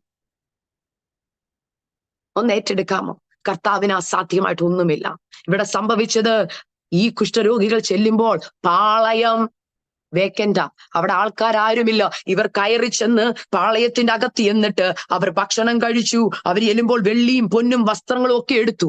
എന്നെ ഏറ്റവും കൂടുതൽ ചിന്തിപ്പിച്ച അടുത്ത വാക്യമാണ്, പിന്നെ അവർ തമ്മിൽ നാം ചെയ്യുന്നത് ശരിയല്ല, ഇന്ന് സദ്വർത്തമാന ദിവസമല്ലോ, നാമോ മിണ്ടാതിരിക്കുകയും നേരം പുലരും വരെ നാം താമസിച്ചാൽ നമുക്ക് കുറ്റം വരും. ആകയാൽ വരുവീൻ, നാം ചെന്ന് രാജധാനിയിൽ അറിവ് കൊടുക്ക എന്ന് പറഞ്ഞു. ഓടി അവർ കുഷ്ഠരോഗികൾ ഓടി വന്ന് രാജധാനിയിൽ അറിവ് കൊടുക്കുകയാ. ദേ പാളയം ശമരിയ പട്ടണത്തെ ഇതുവരെ വളഞ്ഞുകൊണ്ടിരുന്ന ആരാം സൈന്യം ദാണ്ട് ഓടിപ്പോയിരിക്കുന്നു. വാ, നമുക്ക് പാളയത്തിൽ പോയി നമുക്ക് എല്ലാം എടുക്കാം. ഒന്ന് ഓർക്കണേ, ഞാൻ എന്തുകൊണ്ട് ഇന്ന് നിങ്ങളുടെ മുമ്പിൽ ഇരിക്കുന്നെന്ന് അറിയാമോ? കർത്താവ് എന്റെ ജീവിതത്തിൽ ചെയ്ത വിടുതലിന്റെ കാരണമാണ്. ഈ സദ്വർത്തമാനം നിങ്ങളെ അറിയിക്കുകയാ, ഇല്ലെങ്കിൽ എന്റെ ജീവിതത്തിൽ കുറ്റമാണ്. ഈ സദ്വർത്തമാനം ഞാൻ നിങ്ങളെ അറിയിക്കുന്നത് എന്തുകൊണ്ടാ? എന്റെ ജീവിതത്തിൽ ഒരു നാളെ വെളിപ്പെട്ടത് കൊണ്ടാ. എന്റെ ജീവിതത്തിൽ കർത്താവ് പറഞ്ഞതുപോലെ ചില നാളെ വെളിപ്പെട്ടു. നാളെ നടക്കുമെന്ന് പറഞ്ഞ കാര്യങ്ങൾ നടന്നു. ഇന്ന ജീവിതത്തിൽ നടക്കുമെന്ന് പറഞ്ഞ കാര്യങ്ങൾ വാഗ്ദത്തം നടന്നു. അതുകൊണ്ട് ദൈവാത്മാവിൽ ഞാൻ നിങ്ങളോട് പറയുകയാ, വെറുതെ പറയുന്നതല്ല കർത്താവ്. കർത്താവ് പറയുന്ന വാഗ്ദത്തെ കർത്താവ് നിവർത്തിക്കും. ഇന്ന് രാവിലെ സമയം പരിശുദ്ധാത്മാവ് ഇങ്ങനെ നിങ്ങളോട് പറയുകയാണ്, ഏറ്റെടുക്കാമോ? എന്റെ ജീവിതത്തിൽ ആ നാളെ വെളിപ്പെടട്ടെ കർത്താവേ. നാളെ ഈ നേരത്ത് എന്റെ തലമുറയുടെ വിഷയത്തിൽ ഒരു വിടുതൽ നടക്കട്ടെ കർത്താവേ. അങ്ങക്ക് ചെയ്യുവാൻ കഴിയും. അങ്ങ് ശത്രു സൈന്യത്തെ ഓടിക്കാൻ കഴിയും. അങ്ങക്ക് ചിലതിനോട് ഇടപെടാൻ കഴിയും. അങ്ങക്ക് ചിലതിനെ സൃഷ്ടിക്കാൻ കഴിയും. അത് ഏത് തരത്തിലുള്ള പ്രശ്നങ്ങളായിക്കൊള്ളട്ടെ, മിനിസ്ട്രി ശുശ്രൂഷാപരമായുള്ള പ്രശ്നമായിക്കോട്ടെ, പരിശുദ്ധാത്മാവ് പറയുക, ഒരിക്കലും ശുശ്രൂഷയ്ക്ക് എഴുന്നേക്കാൻ കഴിയത്തില്ലെന്ന് ചിന്തിക്കുന്ന ചിലരോട് പറയുക, നിന്റെ മിനിസ്ട്രിയെ കർത്താവ് ഫ്ലറിഷ് ചെയ്യും. നാളെ ഈ നേരത്തെന്ന് പറഞ്ഞാൽ ചില അത്ഭുതങ്ങൾ, ചില അടയാളങ്ങൾ, ചില സദ്വർത്തമാനങ്ങൾ നിങ്ങളുടെ ചെവിയിൽ പരിശുദ്ധാത്മാവ് കേൾപ്പിക്കും. ഏറ്റെടുക്കാം അതൊന്ന്. കർത്താവേ, ചില സദ്വർത്തമാനങ്ങൾ ഞാൻ കേൾക്കട്ടെ. ഈ കുഷ്ഠരോഗികളോടി വന്ന് സദ്വർത്തമാനം പറയുമ്പോൾ അവർ എലീശ എങ്ങനെ പ്രവചിച്ചോ, കർത്താവ് എങ്ങനെ എലീശയിൽ കൂടി പ്രവചിച്ചോ, കർത്താവിന്റെ അരുളപ്പാട് എങ്ങനെ കേൾപ്പിച്ചോ, അതുപോലെ തന്നെ പിറ്റേ ദിവസം ഹല്ലേലൂയ എലീശ പ്രവചിച്ച ആ സമയത്ത് തന്നെ അവിടെ പറഞ്ഞതുപോലെ ഗോതമ്പും യവവും വിൽക്കപ്പെട്ടു. എന്നാൽ അകമ്പടി നായകൻ എന്ത് പറ്റിയെന്ന് പിന്നീട് നിങ്ങൾ പോയിരുന്ന് വായിച്ചാൽ മതി. സമയമെടുത്ത് നിങ്ങളത് വായിക്കുമ്പോൾ മനസ്സിലാകും. തിക്കിലും തിരക്കിലും ആൾക്കാരല്ലേ, ഇത്രയും ദിവസം പട്ടിണിയല്ലേ, എല്ലാവരും വന്ന് യവവും ഗോതമ്പും മേടിക്കാൻ വന്നപ്പോൾ ഈ അകമ്പടി നായകൻ മാത്രം ആ തിക്കിനകത്തും തിരക്കിനകത്തും പെട്ട് മരിച്ചുപോയി. നീ കാണും, പക്ഷെ നീ എന്ത് ചെയ്യത്തില്ല, അനുഭവിക്കത്തില്ല. ദൈവമക്കളെ, നമുക്ക് ആ കൂട്ടത്തിൽ വേണ്ട. നമുക്ക് അനുഭവിക്കുന്നവരുടെ കൂട്ടത്തിൽ എന്തുവാ, പ്രാപിച്ചെടുക്കുന്നവരുടെ കൂട്ടത്തിൽ നമുക്കാകാം. പ്രാപിച്ചെടുക്കുന്നവരുടെ കൂട്ടത്തിൽ. അതുകൊണ്ട് നമ്മുടെ തലമുറകളോ നമ്മുടെ ജീവിതത്തിൽ നിങ്ങളോട് വാഗ്ദത്തം പറയുന്ന തലമുറകളായിക്കോട്ടെ, ആൾക്കാരായിക്കോട്ടെ, പാസ്റ്റർമാരായിക്കോട്ടെ, ആരെങ്കിലും പറഞ്ഞ് വാഗ്ദത്തം പറയുമ്പോ ഉണ്ടല്ലോ, എന്റെ പാസ്റ്ററെ അതൊന്നും എന്റെ ജീവിതത്തിൽ നടക്കത്തില്ലെന്ന് പറയല്ലേ. എന്നെ ഏറ്റവും കൂടുതൽ ചിന്തിപ്പിച്ചൊരു വചനമുണ്ട് യെശയ്യാ പ്രവാചകന്റെ പുസ്തകത്തിൽ. നിങ്ങളുടെ വാ ചിലതിനെ സൃഷ്ടിക്കും. നിങ്ങളുടെ വായ്ക്ക് സൃഷ്ടിക്കാൻ കഴിയും. നിങ്ങളുടെ വായുടെ ഫലം സൃഷ്ടിക്കപ്പെടും. സദൃശ്യവാക്യത്തിൽ ഇങ്ങനെ പറയുന്നു, നിങ്ങളുടെ നാവിന്റെ തുമ്പത്താ ജീവനും മരണവും ഇരിക്കുന്നത്. ദൈവമക്കളെ, നിങ്ങൾ വാ തുറന്ന് ചില നന്മകൾ പറയാമോ? അതിന് ഏറ്റവും വലിയ ഉത്തമ ഉദാഹരണം കേട്ടോ, ഞങ്ങളുടെ മമ്മി. ഞങ്ങള് പഠിക്കാനൊക്കെ ചില സമയത്ത് ചില സബ്ജക്ട്സ് ഒക്കെ ബുദ്ധിമുട്ട് വരും. മാത്തമാറ്റിക്സ് ഒക്കെ എനിക്ക് വളരെ ബുദ്ധിമുട്ടായിരുന്നു, ഫിസിക്സ് കെമിസ്ട്രി ഒക്കെ. മമ്മി എപ്പോഴും എന്റെ തലയെ കൈവച്ച് ഇങ്ങനെ പറയും, എന്റെ മോളെ നീ രക്ഷപ്പെടും കൂട്ടാ. എന്റെ കൊച്ചിനെ ദൈവം അനുഗ്രഹിക്കും, എന്റെ കൊച്ച് അനുഗ്രഹിക്കപ്പെടും, എന്റെ കൊച്ചിന്റെ മേൽ ദൈവത്തിന്റെ അനുഗ്രഹം വെളിപ്പെടും. ഇങ്ങനെ എപ്പോഴും അനുഗ്രഹം പറയുമായിരുന്നു.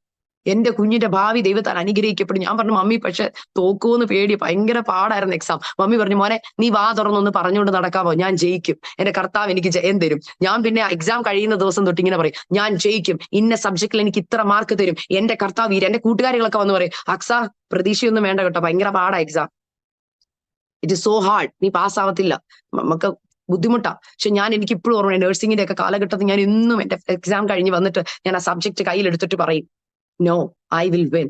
എനിക്ക് നല്ല വിജയം ദൈവം തരും, എനിക്ക് നല്ല സ്കോർ കർത്താവ് തരും. ഞാൻ ഈ സബ്ജക്ട് ഇനി രണ്ടാമത് എഴുതത്തില്ല. എന്റെ കർത്താവ് എനിക്ക് ജയം തന്നിരിക്കാൻ സ്തോത്രം, എന്റെ കർത്താവ് എനിക്ക് ജയം തന്നിരിക്കാൻ സ്തോത്രം, എന്റെ കർത്താവ് എനിക്ക് ജയം തന്നിരിക്കാൻ സ്തോത്രം. എക്സാം പേപ്പർ കൊടുക്കുന്നതിന് മുമ്പ് ഞാൻ എക്സാം ഷീറ്റ് കൈ വെച്ച് പറയും, യേശുവിന്റെ രക്തം കൊണ്ട് ഞാൻ ഇതിനെ മുദ്രയിടുന്നു, ഇതിന്മേൽ ജയത്തിന്റെ മാർക്ക് വരുന്നതിനായി സ്തോത്രം, സ്തോത്രം, സ്തോത്രം, ജയത്തിന്റെ മാർക്ക് വരുന്നതിനായി സ്തോത്രം.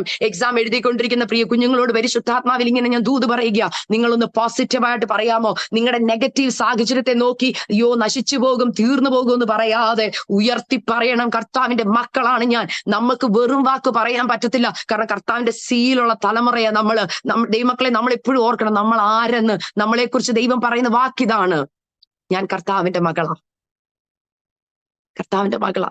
ഞാൻ പലപ്പോഴും ഓർത്തുന്നുണ്ട്, ഞാൻ ഇങ്ങനെ എന്റെ ഇവിടെയുള്ള ബൈബിൾ സ്റ്റഡി സ്റ്റുഡൻസിന്റെ ബൈബിൾ സ്റ്റഡി എടുക്കുമ്പോൾ ഞാൻ പറയും, ഇവിടുത്തെ അമേരിക്കൻ പ്രസിഡന്റ് ബൈഡന്റെ മോനോ മോൾക്കോ വെറുതെ പുറത്തിറങ്ങിയിട്ട് തമാശയ്ക്ക് പറയാൻ പറ്റത്തില്ല, നാളെ വാകട്ടോ ഞാൻ എല്ലാവർക്കും ഇവിടെ ഐസ്ക്രീം കൊടുക്കാം. ഞാനൊരു കൊച്ചു ഒരു ഉദാഹരണം പറയും.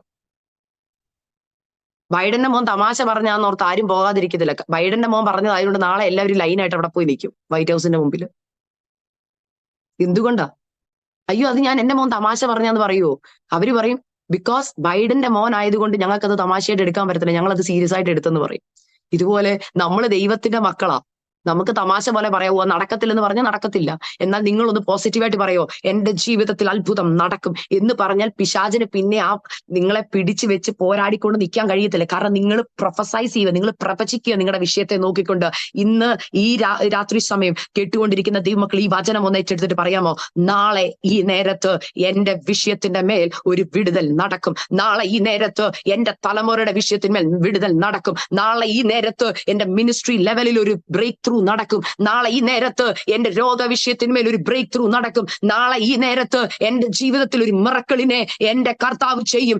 നാളെ ഈ നേരത്ത് എന്റെ തലമുറയുടെ നന്മകളെ കുറിച്ച് ഞാൻ കേൾക്കും. അസാധ്യമെന്ന് ലോകം പറഞ്ഞതിനെ സാധ്യമാക്കി തരുന്ന ദൈവം, ഹല്ലേലൂയ. ഇതുവരെ നടന്ന രീതിയല്ല, ഒരു പുതിയ തലത്തിലേക്ക് ദൈവം എന്നെ കയറ്റും. ഇതുവരെയുള്ള അഭിഷേകമല്ല, ഒരു പുതിയ തല അഭിഷേകം ഞാൻ പ്രാപിച്ചെടുക്കും. ഇതുവരെ ശുശ്രൂഷിച്ചതുപോലെയല്ല, ഒരു അന്ത്യകാല ശുശ്രൂഷയ്ക്ക് വേണ്ടി കർത്താവ് എന്നെ ഒരുക്കും. പ്രതികൂലങ്ങളെ കണ്ട് പ്രതികൂലത്തെ കുറിച്ച് കൂടുതൽ നിങ്ങൾ പറയരുത്. ഇന്ന് രാവിലെ ഞാൻ ഒരു മെസ്സേജ് കേട്ടു, രജി ശാസ്താംകോട്ട പാസ്റ്ററുടെ. അദ്ദേഹം പറഞ്ഞൊരു കാര്യമുണ്ട്, നമ്മൾ ഇപ്പോഴും പ്രതികൂലത്തെ കുറിച്ചും ശത്രുവിനെ കുറിച്ചാണ് കൂടുതൽ സംസാരിക്കുന്നത്, പോരാട്ടത്തെ കുറിച്ചും. നമുക്ക് ഇന്ന് അതൊന്ന് നിർത്താം. പോരാട്ടത്തെക്കുറിച്ചും പ്രതികൂലത്തെക്കുറിച്ചും പറയാതെ ആ പ്രതികൂലത്തിന്റെ നടുവിൽ, ആ പോരാട്ടത്തിന്റെ നടുവിൽ എലീശ പറഞ്ഞതുപോലെ പറയണം, പ്രതികൂലത്തെ ഞാൻ കാണുന്നു, എന്നാൽ അതിനപ്പുറം ഞാൻ ഒരു വിടുതൽ കാണുന്നു. ഞാൻ അതിനപ്പുറം ഒരു വിടുതൽ കാണുന്നു. ഞാൻ അതിനപ്പുറം ഒരു വിടുതൽ കാണുന്നു. ഒരു കളിമണ്ണായിരിക്കും ഇപ്പൊ നിങ്ങൾ കാണുന്നത്, എന്നാൽ ആ കളിമണ്ണിനെ നോക്കി പറയണം, ഞാൻ വെറും മണ്ണിനെയല്ല കാണുന്നത്, അതിന്റെ അപ്പുറം കുശവൻ കയ്യിലെടുത്ത് ഉപയോഗിക്കുന്ന ഒരു മാനപാത്രത്തെ കാണുന്നു. ദൈവമക്കളെ, എത്രയോ പേരുടെ ഞാൻ കേട്ടിട്ടുണ്ട് ടെസ്റ്റിമണി എന്നറിയാമോ, തകർന്നു പോയെന്ന് ലോകം പറഞ്ഞെടുത്ത് പൊക്കി എടുത്തുകൊണ്ട് നിർത്തിയിട്ട് കർത്താവ് പറയുക, ഇതാണ് ഞാൻ ഉപയോഗിക്കുന്ന മനുഷ്യൻ. അതിന് ഏറ്റവും വലിയ ഉദാഹരണമല്ലേ യോസഫ്, അതിന് ഏറ്റവും വലിയ ഉദാഹരണമല്ലേ ദാവീദ്, അതിന് ഏറ്റവും വലിയ ഉദാഹരണമല്ലേ നമ്മൾ ബൈബിളിൽ കാണുന്ന ഓരോ വ്യക്തികളും, ഗിദെയോൻ, ശിംശോൻ, ഏറ്റവും വലിയ ആൾക്കാർ, വേണ്ട രൂത്ത്, ഹല്ലേലൂയ. ദൈവദാസിമാരെ ഒന്ന് ഓർത്ത് നോക്കിയേ, രൂത്തിനെ ഒന്ന് ഓർത്ത് നോക്കിക്കേ. തകർന്നു പോയെന്ന് പറഞ്ഞെടുത്ത്, ജീവിതം അസ്തമിച്ചെന്ന് പറഞ്ഞെടുത്ത്, എന്റെ ഭർത്താവ് മരിച്ചു, എനിക്കിനി ആരുമില്ലെന്ന് പറഞ്ഞെടുത്ത്, ദൈവം പറയുക, നോ മോളെ, നീ കണ്ട ഡെസ്റ്റിനി അല്ല ഞാൻ കണ്ടിരിക്കുന്നത്, എന്റെ വല്യമ്മയാകാനുള്ള മഹത്വത്തിലേക്ക് ഞാൻ നിന്റെ കൈ പിടിച്ചുയർത്തുകയാ. ഹല്ലേലൂയ. യേശുക്രിസ്തുവിന്റെ വംശാവലിയിൽ പോലും പേരെടുക്കത്തക്ക രീതിയിൽ ഒരു മോവാബിയ സ്ത്രീ ഉയർത്തിയതുപോലെ ദൈവജനമേ, നിങ്ങളോട് ഇന്ന് രാത്രികാലം ദൈവാത്മാ ദൂത് പറയുകയാ, നിങ്ങളുടെ ഇപ്പോൾ ഉള്ള സാഹചര്യത്തെ കണ്ട് നിങ്ങളുടെ കഥ നിർത്തല്ലേ. അതിന്റെ അപ്പുറം ദൈവം ഒരു ഹല്ലേലൂയ ഒരു ഡെസ്റ്റിനി വെച്ചിട്ടുണ്ട്. ആ ഡെസ്റ്റിനി പ്രാപിച്ചെടുക്കുവാൻ നിങ്ങളെ തന്നെ ഒരുക്കുക. വാഗ്ദത്തങ്ങളെ മുറുകെ പിടിക്കുക. എന്നും വാഗ്ദത്തങ്ങൾ ഉറക്കെ പറയണം, എന്റെ ജീവിതത്തിൽ ഇത് നടക്കും, എന്റെ ജീവിതത്തിൽ ഇത് നടക്കും. മക്കളുടെ തലമുറയുടെ നന്മകൾ ഞാൻ കാണും, കൊച്ചുമക്കളുടെ നന്മ ഞാൻ കാണും, എന്റെ മക്കൾ പാസ്സാകും, എന്റെ തലമുറ അനുഗ്രഹിക്കപ്പെടും, എന്റെ ശുശ്രൂഷാ തലങ്ങൾ മാറുമെന്ന് എന്നും രാവിലെ നിങ്ങളെ തന്നെ നോക്കി നിങ്ങളൊന്ന് പ്രവചിക്കാമോ? ഹല്ലേലൂയ. എസ്കേൽ പ്രവാചകൻ പ്രവചിച്ചതുപോലെ ഈ അസ്ഥികളെ നോക്കി നിങ്ങൾക്കൊന്ന് പ്രവചിക്കാമോ? അസാധ്യതകളെ നോക്കി നിങ്ങളൊന്ന് പ്രവചിക്കാമോ? എലീശ പറഞ്ഞതുപോലെ നാളെ ഈ നേരത്ത് നിങ്ങളുടെ ജീവിതത്തിൽ ചില അത്ഭുതങ്ങൾ, ചില വിടുതലുകൾ നടക്കട്ടെ എന്ന് ഞാൻ പ്രാർത്ഥിക്കുകയാ. നമുക്ക് എല്ലാവർക്കും ഒന്ന് കണ്ണുകളെ അടച്ച് പ്രാർത്ഥിക്കാം. ഞാൻ അല്പസമയം വിശ്വാസത്തോടുകൂടെ ഇന്ന് കേട്ട വചനത്തിന് മുമ്പ് നിങ്ങളെ തന്നെ താഴ്ത്തി ഏൽപ്പിച്ചൊന്ന് പ്രാർത്ഥിക്കാമോ? കർത്താവേ, ഞാൻ ഒന്നുമില്ല. നിങ്ങൾ അസാധ്യതകളെ നോക്കരുത്. മനുഷ്യർ പറഞ്ഞ നെഗറ്റീവായ വാക്കുകളെ നിങ്ങൾ നോക്കരുത്. ചിലപ്പോൾ നിങ്ങളുടെ ടീച്ചേഴ്സ് നിങ്ങളുടെ തലമുറകളെ നോക്കി നെഗറ്റീവ് പറഞ്ഞിട്ടുണ്ടാവാം. നിങ്ങളുടെ സ്വന്തം സഹോദരങ്ങൾ നിങ്ങളെ നോക്കി നെഗറ്റീവ് പറഞ്ഞിട്ടുണ്ടാവാം. നിങ്ങൾ ഇന്ന് അനുഭവിക്കുന്ന ക്ലേശത്തെ നോക്കി നമ്മൾ പറഞ്ഞ ഏലി പോലും ഹന്നായോട് നെഗറ്റീവായത് പറഞ്ഞു. എന്നാൽ ഹന്ന അത് കേൾക്കാനല്ല തയ്യാറായത്. ഹന്ന ദൈവശബ്ദത്തിന് വേണ്ടി കാത്തിരുന്നത് പോലെ ചിലപ്പോൾ പാസ്റ്റേഴ്സിൽ നിന്നായിരിക്കാം, ചിലപ്പോൾ വിശ്വാസികളിൽ നിന്നായിരിക്കാം, ചിലപ്പോൾ നിങ്ങൾ ഏറ്റവും കൂടുതൽ പ്രതീക്ഷിച്ചവരിൽ നിന്നായിരിക്കും ഒരു നെഗറ്റീവ് ആയിട്ടുള്ള ഒരു കാര്യം നിങ്ങൾ കേൾക്കുന്നത്. എന്നാൽ നെഗറ്റീവ് കേട്ടിട്ട് നിർത്തി പോകാനല്ല, അവിടെ നിന്ന് കർത്താവ് തുടങ്ങാൻ പോകുക. നിങ്ങളെ എവിടെയാണ് ശത്രു ഫുൾ സ്റ്റോപ്പ് ഇട്ടത്, കർത്താവ് പറയാ, okay, now I am going to start a chapter on your life. നിങ്ങളുടെ ജീവിതത്തിൽ ഒരു പുതിയ ചാപ്റ്റർ ഇന്ന് തുറക്കാൻ പോകുക. അത് ഏറ്റെടുത്തോ. എനിക്ക് ഇവിടെ ഇരിക്കുമ്പോൾ പരിശുദ്ധാത്മ വ്യക്തമായി എന്നോട് സംസാരിക്കുന്നു. ചിലരുടെ ജീവിതങ്ങളിൽ ഒരു ന്യൂ ചാപ്റ്ററിന് തുടക്കം കർത്താവ് ഇടുക. ഇന്ന് രാത്രി നിങ്ങൾ കിടന്നിറങ്ങുമ്പോൾ പരിശുദ്ധാത്മാവ് ചില സൈന്യത്തിന്റെ ആരവത്തെ നിങ്ങളുടെ ശത്രുക്കളുടെ മുമ്പിൽ കേൾപ്പിക്കും. ആ ആരവത്തിന്റെ മുൻപിൽ ശത്രുക്കൾ ഓടിപ്പോകും. ദൈവാത്മാവ് ചിലരോട് പറയുക, നിന്റെ ജോലി സ്ഥാനത്ത് നിങ്ങളെ ഞരക്കിക്കൊണ്ടിരിക്കുന്ന ഹല്ലേലൂയ ചില ഹല്ലേലൂയ ആരാമ്യ പടയുടെ ശബ്ദത്തെ കർത്താവ് മൗനമാക്കാൻ പോകുകയാ. ജോലി സ്ഥാനങ്ങളിൽ നിങ്ങളെ ഞെരുക്കിക്കൊണ്ടിരിക്കുന്ന, ജോലി സ്ഥാനങ്ങളിൽ നിങ്ങളുടെ തലമുറകളെ ഞെരുക്കിക്കൊണ്ടിരിക്കുന്ന ഒരു കോമ്പറ്റീഷൻ പോലെ എന്ത് ചെയ്താലും കുറ്റം പറയുന്ന ചില ശത്രുക്കളുടെ വായെ കർത്താവ് ഇന്ന് രാത്രി അടയ്ക്കാൻ പോകുകയാണ്. നാളെ ഈ നേരത്ത് ചില വ്യത്യാസങ്ങൾ തലമുറയുടെ മേഖലയിൽ, കുടുംബ ജീവിതത്തിൽ, ഹല്ലേലൂയ വ്യക്തിപരമായ ജീവിതത്തിൽ, ആരോഗ്യ വിഷയത്തിൽ പരിശുദ്ധാത്മ വീണ്ടും വീണ്ടും പറയുക, ഒരു വലിയ ബ്രേക്ക് ത്രൂ. ആ വാക്ക് ഞാൻ വീണ്ടും പറയുക, ഒരു വലിയ ബ്രേക്ക് ത്രൂ. ഇപ്പോൾ തന്നെ പരിശുദ്ധാത്മാവ് അത് അറിയിക്കുകയാ. ഒരു വലിയ ബ്രേക്ക് ത്രൂ ഹല്ലേലൂയ ഇന്ന് ജീവിതത്തിൽ നടക്കാൻ പോകുക. ഒരു പുതിയ അഭിഷേകത്തിന്റെ തലം, ഒരു പുതിയ റലം, ഹോളി സ്പിരിറ്റിന്റെ ഒരു പുതിയ റലത്തിലേക്ക് ദൈവാത്മാവ് ചിലതിനെ കൈപിടിച്ചുയർത്തുക. ചിലരെ നോക്കി പ്രവചിക്കേണ്ടതിന്, ചിലരെ ആശ്വസിപ്പിക്കേണ്ടതിന്, ചിലരെ കൈപിടിച്ചുയർത്തേണ്ടതിന് പരിശുദ്ധാത്മാവ് ഒരു വലിയ നിയോഗത്തെ നിങ്ങളുടെ മേലിടുക. ഇന്ന് രാത്രി ഹല്ലേലൂയ ഇതുവരെ പറഞ്ഞ നെഗറ്റീവ്സിനെ മാറ്റിയിട്ട് പറയണം, നോ, നാളെ ഈ നേരത്ത് ഞാൻ ആ ജീവിതത്തിൽ അത്ഭുതത്തെ കാണും.